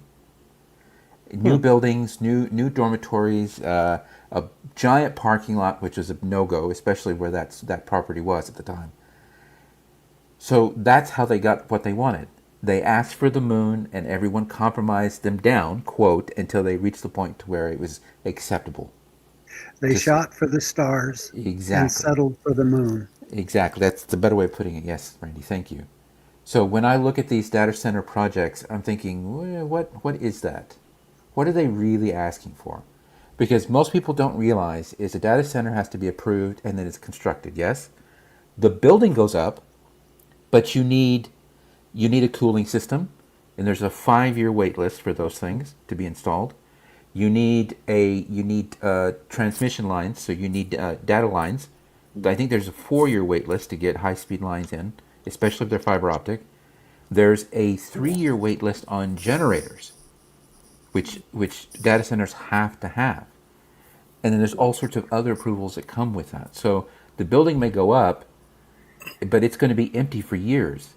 And even when the rest of the infrastructure is installed, the data center may not come online for up to 10 years later. So there was a data center that was built in an old mall in San Antonio, and it didn't actually go online for rack space. I think it was maybe 8 years, because the mall had to be gutted, then it had to be renovated, then they had to install the cooling system, which was a big newsworthy episode, and it just went on and on and on. And finally, Rackspace went online with this new data center, and then they immediately sold it to somebody else. So I think when we look at these projects, we have to wonder, what are they really after? Do they want this massive tract of land and all of this water, or are they asking for this just to scare the shit out of the people they need to get approvals from? To put a data center at all there at all is precarious. That is it true. doesn't matter if that's their strategy. There shouldn't be one there at all. Right. With the amount of water consumption, Utah's in too dire strait. Well, there's several of the largest data centers in the country are already in Utah as well as Arizona. So they don't need another one, especially not there. And people scream about water, but once the water is inside the cooling system, they don't actually draw anymore. So once they fill up, because they recycle their own water. But you're right. I mean, drawing that much water from that much, cubic feet or whatever it's measured for water input. I mean, it's a lot to come out of the local system. But data centers are not built where there's not a surplus of power. I mean, you're not going to plop a data center in Reno, Nevada. Reno, Nevada is always at a power deficit. They have to buy it from California. So, but in Arizona, there's a surplus of power. On the Texas plains, especially around the portion around Lubbock that has LPNL, which is independent of the rest of the power grid, that has a surplus of power. And guess what? There's data centers going in Lubbock too. So I'm not discounting people's worry about the impact that the data center will have. I'm just concerned about what is the actual project. What are they aiming for? Same here in Louisiana. Yeah, that's a great question. It's to point out, hey, the governor owns property around there. Did they get approvals from the state because he owned property? One thing Utah should be thanking their lucky stars is that the current technology for data centers doesn't include gold plates and reformed Egyptian. Yeah. But I wanted to say something about the retirement ages that you guys that's brought a good up one, earlier. Gene. In 1983, let's see if I may have lost it. In 1983, the Code of Canon Law was changed, and I'll read it to you. It says, a diocesan bishop who has completed the 75th year of age is requested to present his resignation from his office to the Supreme Pontiff. So that was written into canon law for the Catholic Church in 1983. 10 years later, what started happening 10 years later? Think. The sex abuse scandal started to be exposed. Prior to 1983, Catholic bishops would serve until life. So they would literally die in office. Occasionally they would retire, but they would serve out their entire life as a bishop of that diocese. They're trying to make archbishop and maybe receive a consistory as a cardinal. So if you applied the same logic to the LDS Church and say the cutoff is 70 years, what's going to happen 10 years later? Because once the people who are protecting themselves and protecting the institution are no longer there, they no longer have access to resources, what happens when they're gone 10 years later? So I think people hesitate, especially the hierarchy, to talk about retirement, early retirement for apostles, for that very reason. Because the moment they're gone, they no longer have access to the resources, or their cronies are, because once you retire, the cronies are going to shift their loyalties to the next available person, who's going to pass them, the buck. I think the Mormon Church is more monolithic in its structure than the Catholic Church. And I think the Mormon Church is above all, even more than its money, concerned with its image. I think they would still strive to suppress things. Whether or not somebody had fallen out of power, I think that they would put more of an effort in. And sometimes I do wonder, honestly, with, like just the recent article about the Mormon husband who supported his wife, and then all Mormons were up in arms. That's not true. Women should stay home. We never taught this. You wonder who's actually sailing the ship. I don't think at this point it is the Q15. So they can be as old as they want. They're just the puppets that they put on the chairs, and then they say some nice things on general conference. I'm not sure they're actually in charge of the handbook, policies, or anything. It must be headquarter, like whatever businessmen are running. I mean, it's a business, so businessmen are running the show. I don't think it's the Q15. They're just for show. Jessica, they might be talking puppets, like you say, or they may have passed and they're just embalmed with strings and things you can pull to make their mouths move, because that's what it looks like. Yeah, exactly. It's one of the perks of being an apostle in the church is free embalming, whether you're dead or not. Eyring has passed several months ago. Henry Eyring, he's still there. Yeah.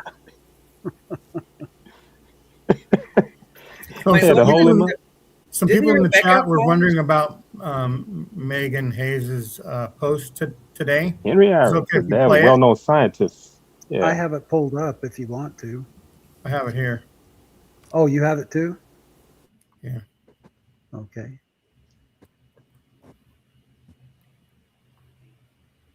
In faith, you might not realize how much you were conditioned to live your life for the perception.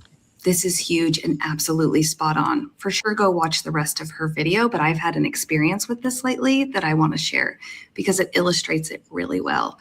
I was on Mormon Stories a couple weeks ago with my sister, my lovely sister, Julie, and we talked about how our upbringing was really rough, how the church impacted that and was part of that, how because of both of those things, we were then estranged for 10 years. And then we talked about how we got reunited.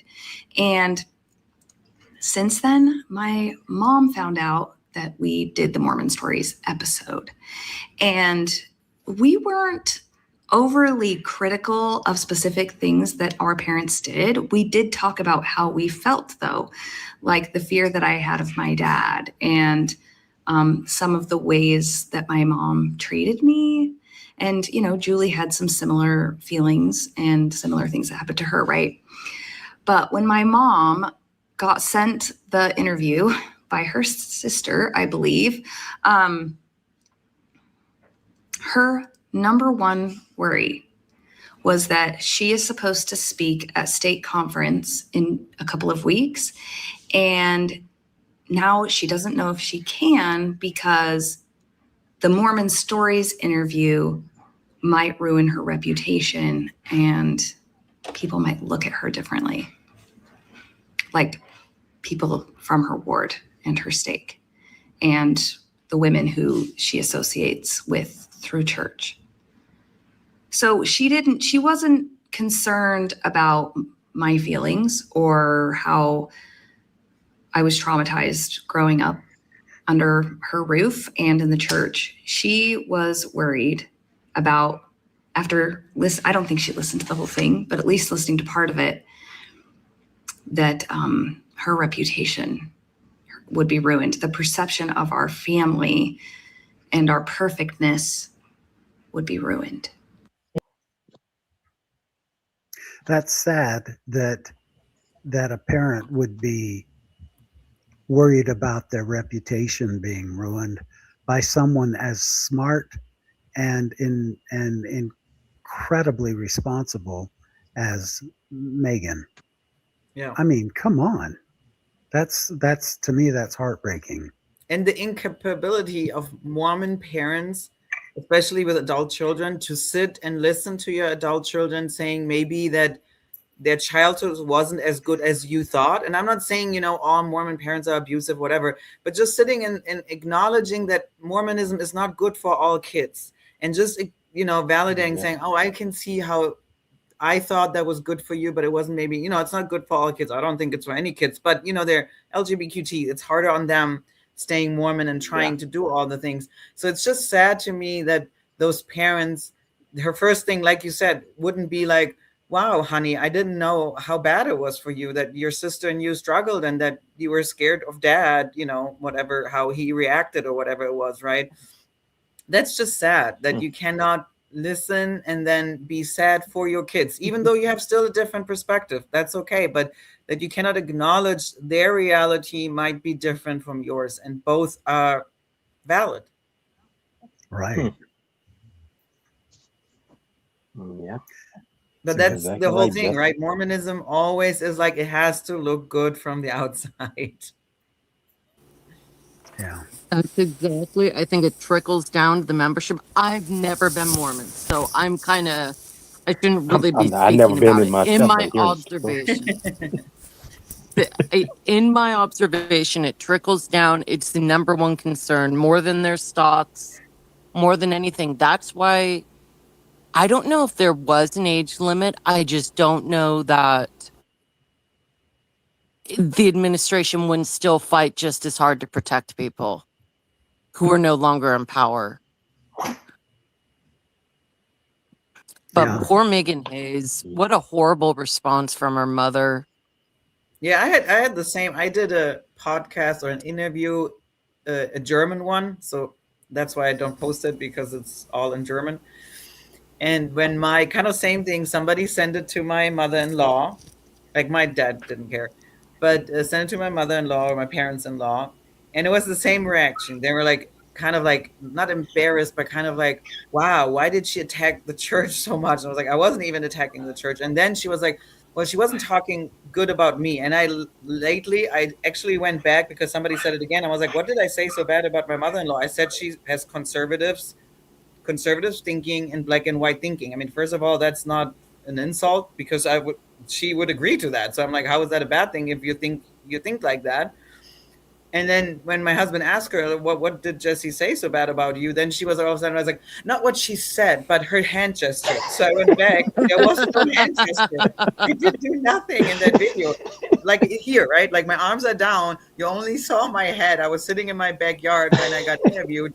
And then when even that, then it was something, what it was her tone.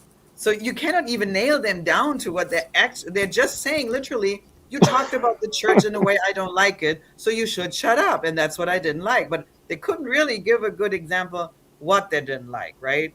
So that's the other funny thing. I'm like, what did I say that was offensive? What did I say that was wrong? I would love to have that conversation with a believing member. Honestly, I would love that. Tell me, and then we can sit. But to then go on to like the wording, my hand gesture, and then the tone, I mean, it really trickles down to nothing. That's pretty ironic in light of the fact that most of the offensive things that are said by the church, not by the post-Mormon community. We're just repeating what was said and pointing it out.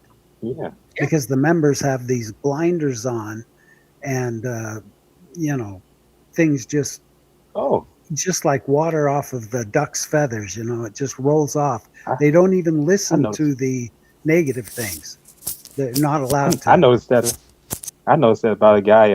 He and I struck up a friendship. He's still in LDS, so he's one of the black members. He's one of my sports buddies, and he's out of Raleigh, North Carolina. He's optometrist. He's first black. That's what I tell you, the first black student body president at BYU Provo.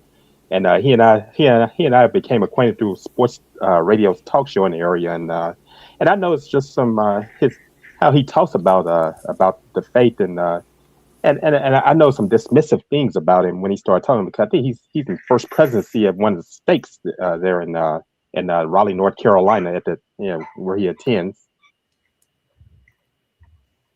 Yeah. It's good to have friends in high places, huh, Chuck? When he started talking, I just kind of had to have a moment, because he became upset because some of these fan bases made remarks about BYU saying F the Mormons, and he became offended. And I said, well, you know what? I said, your faith has a history there. And he said, I think he kind of got a little miffed with me, because he's saying that he said, well, those who are not members are going to Satan. I'm like, hey, you had a history there. I said, people who are born and raised in this are given a history, who are like you're all born and raised in this. And here he is. He was a convert. I listen to you all because you're part of that history. We're trying to. True that. So is that typical of Mormon families to respond in the way Megan's mother had? Yeah, like I said, my parents-in-law, I mean, it depends, I guess.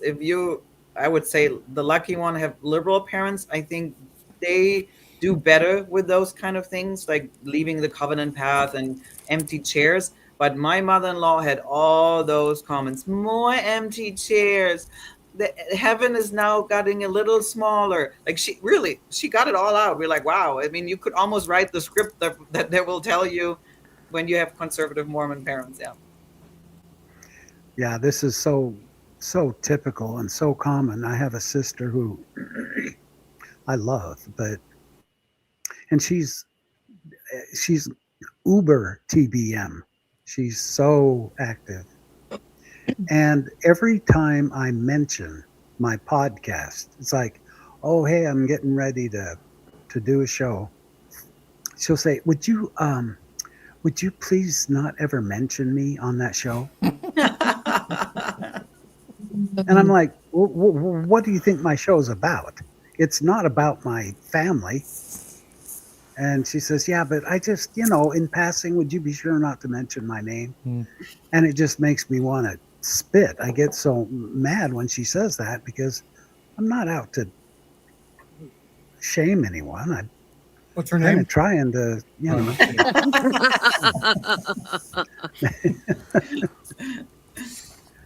Well, that was one thing. My mother-in-law was also saying, like, you sounded like, or it made her look like we have not a close relationship. And I mean, guys, we live outside of Germany since 2008. And since then, I can count on my hand how often I talk to my mother-in-law. So it's just reality. I'm like, we're not close. I haven't talked to you in like 15, 18 years. You don't show any interest in my life, which I'm an adult. I can live with that. It's not my mother. It's my husband's mother. He can have his relationship with his mom. But it's kind of like, why do you criticize me for something you don't put an effort in? Yeah, right. It's just what it is. I can live with that. I'm an adult, but it's kind of like, why are you sad about something that doesn't exist in the first place? Exactly. It's like, why are you bitching?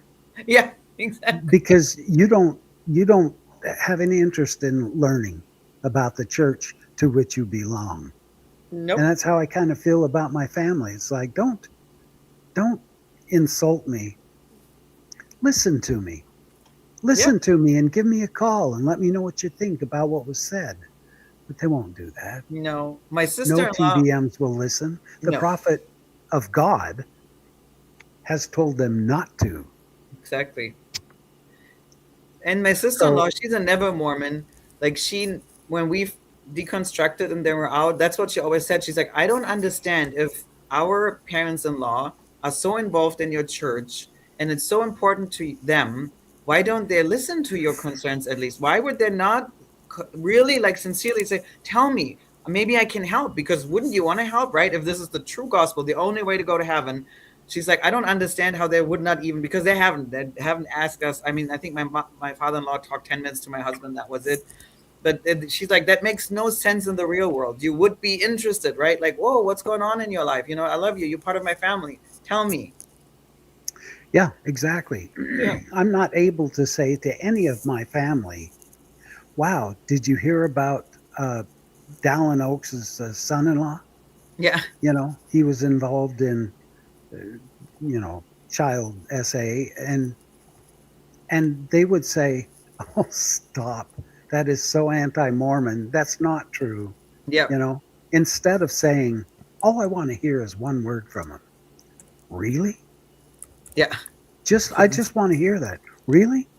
Yeah. But So can no, I there's ask, never I'm any curious. reallys. It's always deny, deny, deny. where is this fragility coming from? Is it a lack of faith or is it fear? Fragility Yes, on it's whose fear that part? it's not true. I think Yep. you're right. Yep. Yeah, Because they fear. they have cognitive dissonance, right? Yep. They know that they give priesthood blessings that don't work. They know Yep. that the church says do everything and you'll be blessed, and they don't see any more blessings than their neighbors, right? And so when somebody says something bad about it, and then also because it's like your identity, a lot of people are, fifth generation, seventh generation Mormons, everybody's Mormon in their family. Like whenever there's a family gathering, the first questions are, what's your calling? Yeah. Right. Not how are And you then doing? bitching about Ward, right? Which is the funniest thing. That's all they do. My in-laws, that's all we did for hours, just gossiping about a brother or a sister so-and-so and how they did such a bad job again. I mean, really, Mormons are the worst. Like even my never Mormon sister-in-law, for her it was boring because names didn't, right? She didn't know who Sister Smith, so there was no connection. She didn't know what a Relief Society is.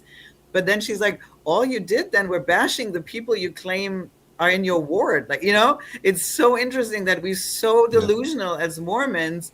You think you have a righteous way of gossiping in a way, right? And you're the only one that can criticize the church. Yes. Nobody else can. Yes, exactly. Yeah. Exactly. So true. But there was somebody in our comment section mentioning Mormonism and changing the goalpost. I found this poster. I thought it was funny. We have surpassed. Oh, I didn't see that. And you know what, Randy? That's funny. StreamYard allows you to do shorts, the automated shorts out for things longer than 2 hours. So I used to want to make sure we stopped at 2 hours just because of that. But now I don't really care. It'll still generate. No, because I know you, Gene. You'll say, "Hey, bye, guys. I have something I need to do," and boom, you're gone. Yeah, I used to. That's what I'm saying. I'm on to you. Right, or I'm hungry. Right, I could be hungry. Or I need to watch TV with my wife or play a game or something. Well, yeah. So that's what I'm saying. I don't want to go on for 3-4 hours. But I do want to show y'all something like what we've just seen here. That's hilarious. We're kind of going freestyle. We're raw dogging it right now. So I would love to show you the introduction. Gene has Latter Daily Digest, and I have Post Mormon Project, and then we come together at times to do shows together. When I'm not doing a show with Latter Daily Digest, I have created an intro to all of my shows. So forgive me for this little advertisement, but when you see this intro, you know that there is a Post Mormon Project video coming up, and I want to play it for you if you're okay with that. 5, 4, 3, 2, 1.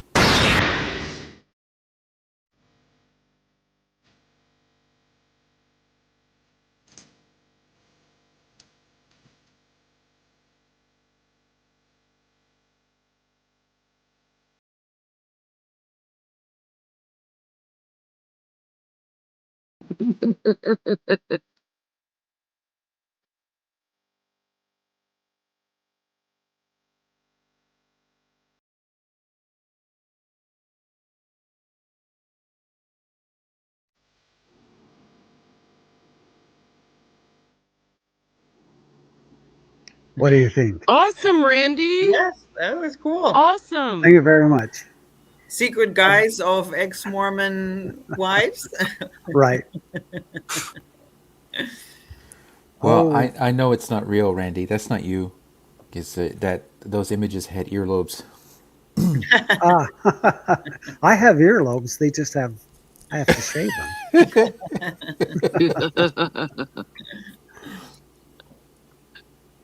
Yeah. If I didn't have earlobes, I'd definitely try to get a handicap parking pass. Has to mean something. Oh, Right. man.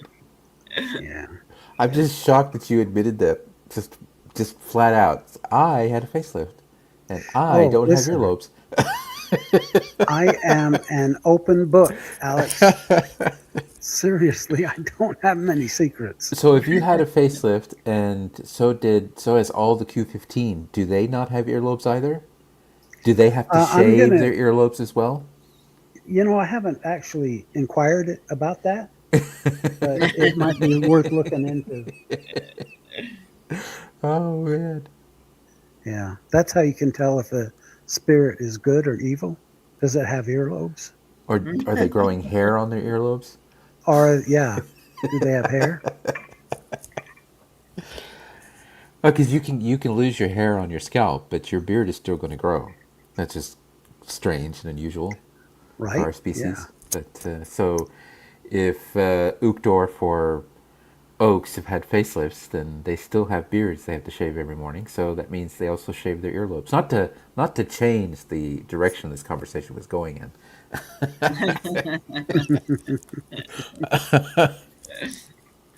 But it's a very good video, Randy. And you did it Oh, yourself in thanks. CapCut, didn't you? I did. I used CapCut and a few other tools. I'm trying to get to know this technical world and create magic. But there's going to be Great, some Randy. there's going to be some Thank weirdo you. that's going to come out of the woodwork and say, "You used AI. AI is bad for the environment." Yeah. Oh, I know. And that I've same got person that is also, before. and that same person, when nobody's looking, is using AI to write their post on Substack and to help them research the papers for their degrees that are exceptionally expensive that everyone is paying for because they took out student loans. Yeah. Can you Why tell the that hell I'm not, though? Can you tell that I'm embittered? I had a really terrible bus ride today, so I'm bitter. Oh, no. Well, AI right now. When I was a kid, it was encyclopedias. You you had to go to the library and check the encyclopedia unless you had a set at home, and you'd open it up and you'd rewrite it in a little bit different lingo. But that's the tool that's just advanced to AI now. So hey, I if it can help me, I'm using the hell out of it.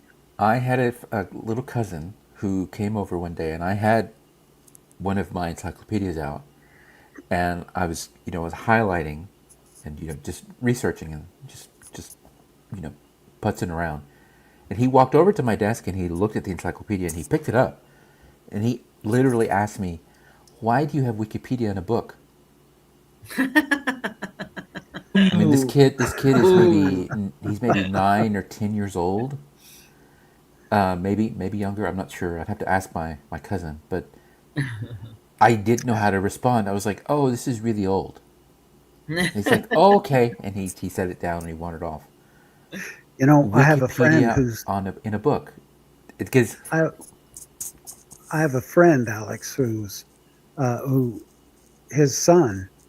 They were walking along, and the son said, "Dad, I have $1 million idea, and I'm serious about this. Why don't they put phones, like for people that don't have cell phones, the people have to make a call?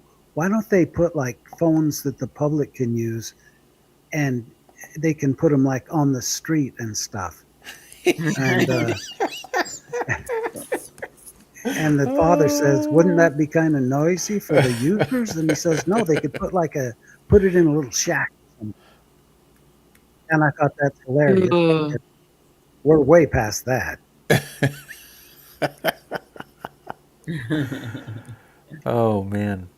I used to carry stacks of quarters, not stacks, but handfuls of quarters in my truck because, when I Yeah. had to make a call, I could just pull over and grab a quarter and make the call. Yeah, it's a Not phone calls and anymore. for the air pump at the gas station if you needed to pump up your tires. Yeah. Right. And Now with Randy lots- has Randy has a trunk full of burner phones.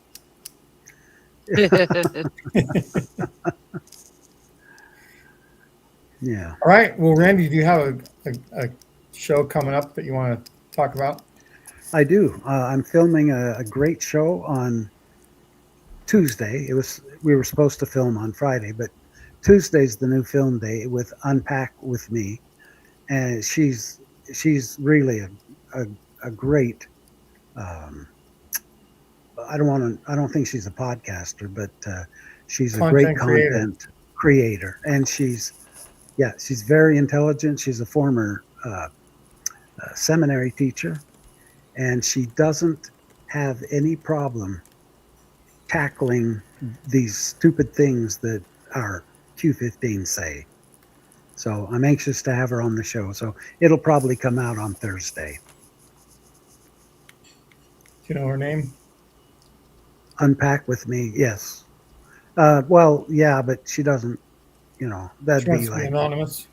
yeah, it's kind of like RFM type of deal.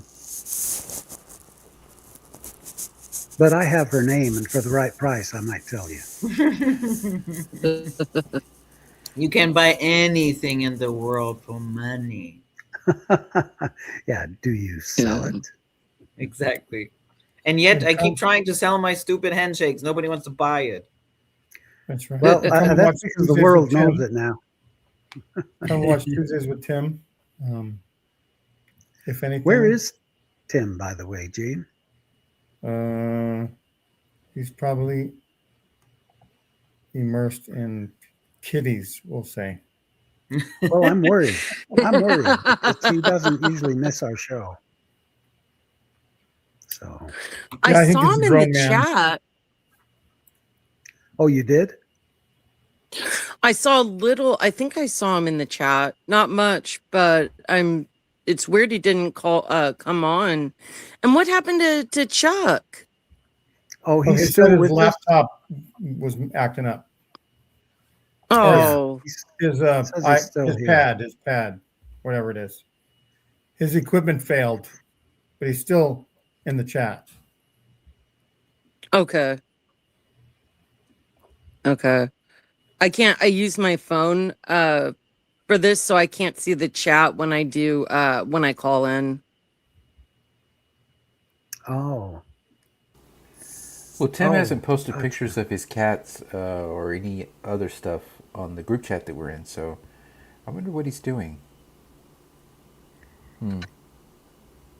Well, anyway, listen, it's been wonderful again to have everyone in the chat, to have you on the panel, all of you who have joined us, and Jessica and Jean, you are primo, in my opinion. So Tim actually could have been abducted by aliens, and this is actually a segue, Randy. If you want to just mention something that was on your mind about the release of UFO data from the government, go ahead and say it. I won't be hard on you. Okay. Because I'm starting to agree more and more with it. I believe that, first of all, you all know that they've released several of the records that they've kept under wraps for, decades and decades. And there are a lot of footage clips from the Air Force that show these vehicles, and they have stated that they don't have any evidence that they're from the Earth. So they suspect them to be from outer space, but they will not tell. And I've heard 3 interviews now where these top dogs will not divulge some of the most important information because they say that if they do, because we're not ready for it, if they do this, it would be life-altering information that would create havoc in the world, on the earth. And I honestly believe that they have found out through their communications maybe that God didn't create us, that we are from an alien source, and that they're keeping tabs on us. But if it was announced that there was no God, can you imagine the melee that would take place? Everyone going crazy. They don't have to be righteous. They can steal, they can murder, because there's no God to worry about. And I think the military knows that, and so they're not gonna lay that information on us quite yet. I think they have to ease us Who into would have created the aliens? Randy? Well, that's a good question. And who do they worship? Randy? Yes. Stop watching Ancient Aliens. Look who's here. I have watched Ancient Aliens. But he's not here. There's Tim. Tim, do I need to put another link in the chat? Tim! Tim, we've been worried about you. Yeah. Send you this link first. Yeah, Tim, you were abducted by aliens 5 minutes ago. Let's see, you were murdered, death, killed by your kitties 10 minutes before that. So speculation is rampant, Timbo. Your cats will eat your eyeballs out of your face when you die. Just say it. Oh, didn't Caitlin Dowdy have a book? I think Caitlin Dowdy had a book titled that. Will my cats eat my eyeballs when I die? Oh, yeah. Caitlin Doty. Yeah. Ask a mortician. My son Garrett is one of her. They're like they're besties. They're really close. They even went on vacation. She's together. great. She's hilarious. Yeah, and she wrote a book. Will my cat eat my eyeballs? Is that the children's book about yeah answering questions about death and how humans decompose and all that? It's not a children's book, no, but it is about that. Well, that reminds me of a joke. I was going to get some, what's it called when you play sheet music, and I was going to erase some of the notes and say I was decomposing. Oh my God, Gene. Do you think you could tell that again? We'd love to hear that joke. Oh, about the pause.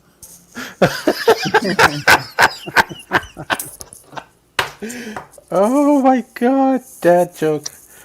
Whew. That's right. I was just thinking about that the other day. But anyway, the alien files haven't even all been released yet.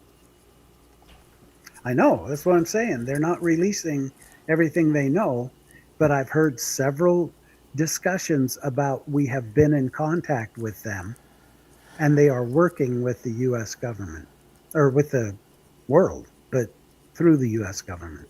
Always through the U.S. government only. Plus, they're holding back on releasing some things. They're going to release more they and more. must be patriots, the aliens. Because we haven't been distracted enough yet from the Trump files. But Frau Frankel, you're a citizen now, aren't you? Yeah. Okay, so you get the benefits of being an American and dealing with the ancient aliens. Yeah. So all those other folks that are outside of the U.S., screw them. Yeah. They says get that nothing. Beethoven is decomposing in his grave.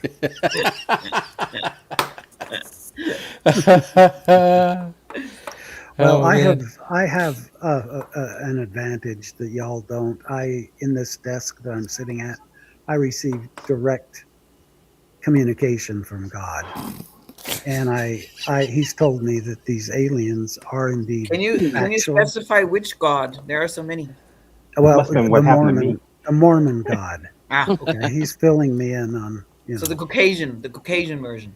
Yeah. So is the it the aliens must God? have done this to me. Is it the God on Cobol or Yeah. Kolob, Kolob, or is it the God on Olbilish or Olibilish? Which one? It's the God on that Jim Carrey movie. Morgan Freeman? Oh, no! He's not Morgan Caucasian.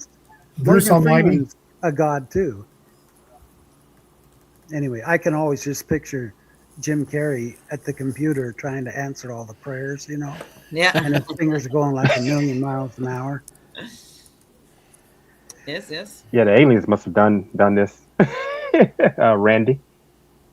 Right? The aliens must have knocked me off. Man, had a reboot on this tablet, and I said it was a great conversation. It just went off. It could be me, Chuck, because my last name is Watts, and I tend to really screw with electronic signals. No, it's not you. No, Chuck. It was the aliens who were working with your governor, and they heard you, through the ether criticizing your state governor because they partnered with him. Landry, So I ain't thinking about him, man. Oh. They kicked you off. I'm not thinking about him. That could go from Florida, Texas, or any of these other states where they're having these kind of governors. The aliens are pretty savvy. If they come, it'll be probably during the Mississippi World Cup or the Super Bowl. Yeah. What if the aliens arrive? Different. What if the aliens arrive when the temple in Temple Square is dedicated? Wouldn't that be something? Yep. They want to see Jesus land. That look like Star Trek. Those temples remind me of Star Trek movies. Star Wars. Use their technology to make Moroni actually trumpet something. Maybe something from Louis Armstrong. That'd be good. Louis Armstrong, right here in my state, from New Orleans. Yeah, Louis Satchmo Armstrong. Yeah. Maybe it wasn't God, using the rock in the head. It was the aliens.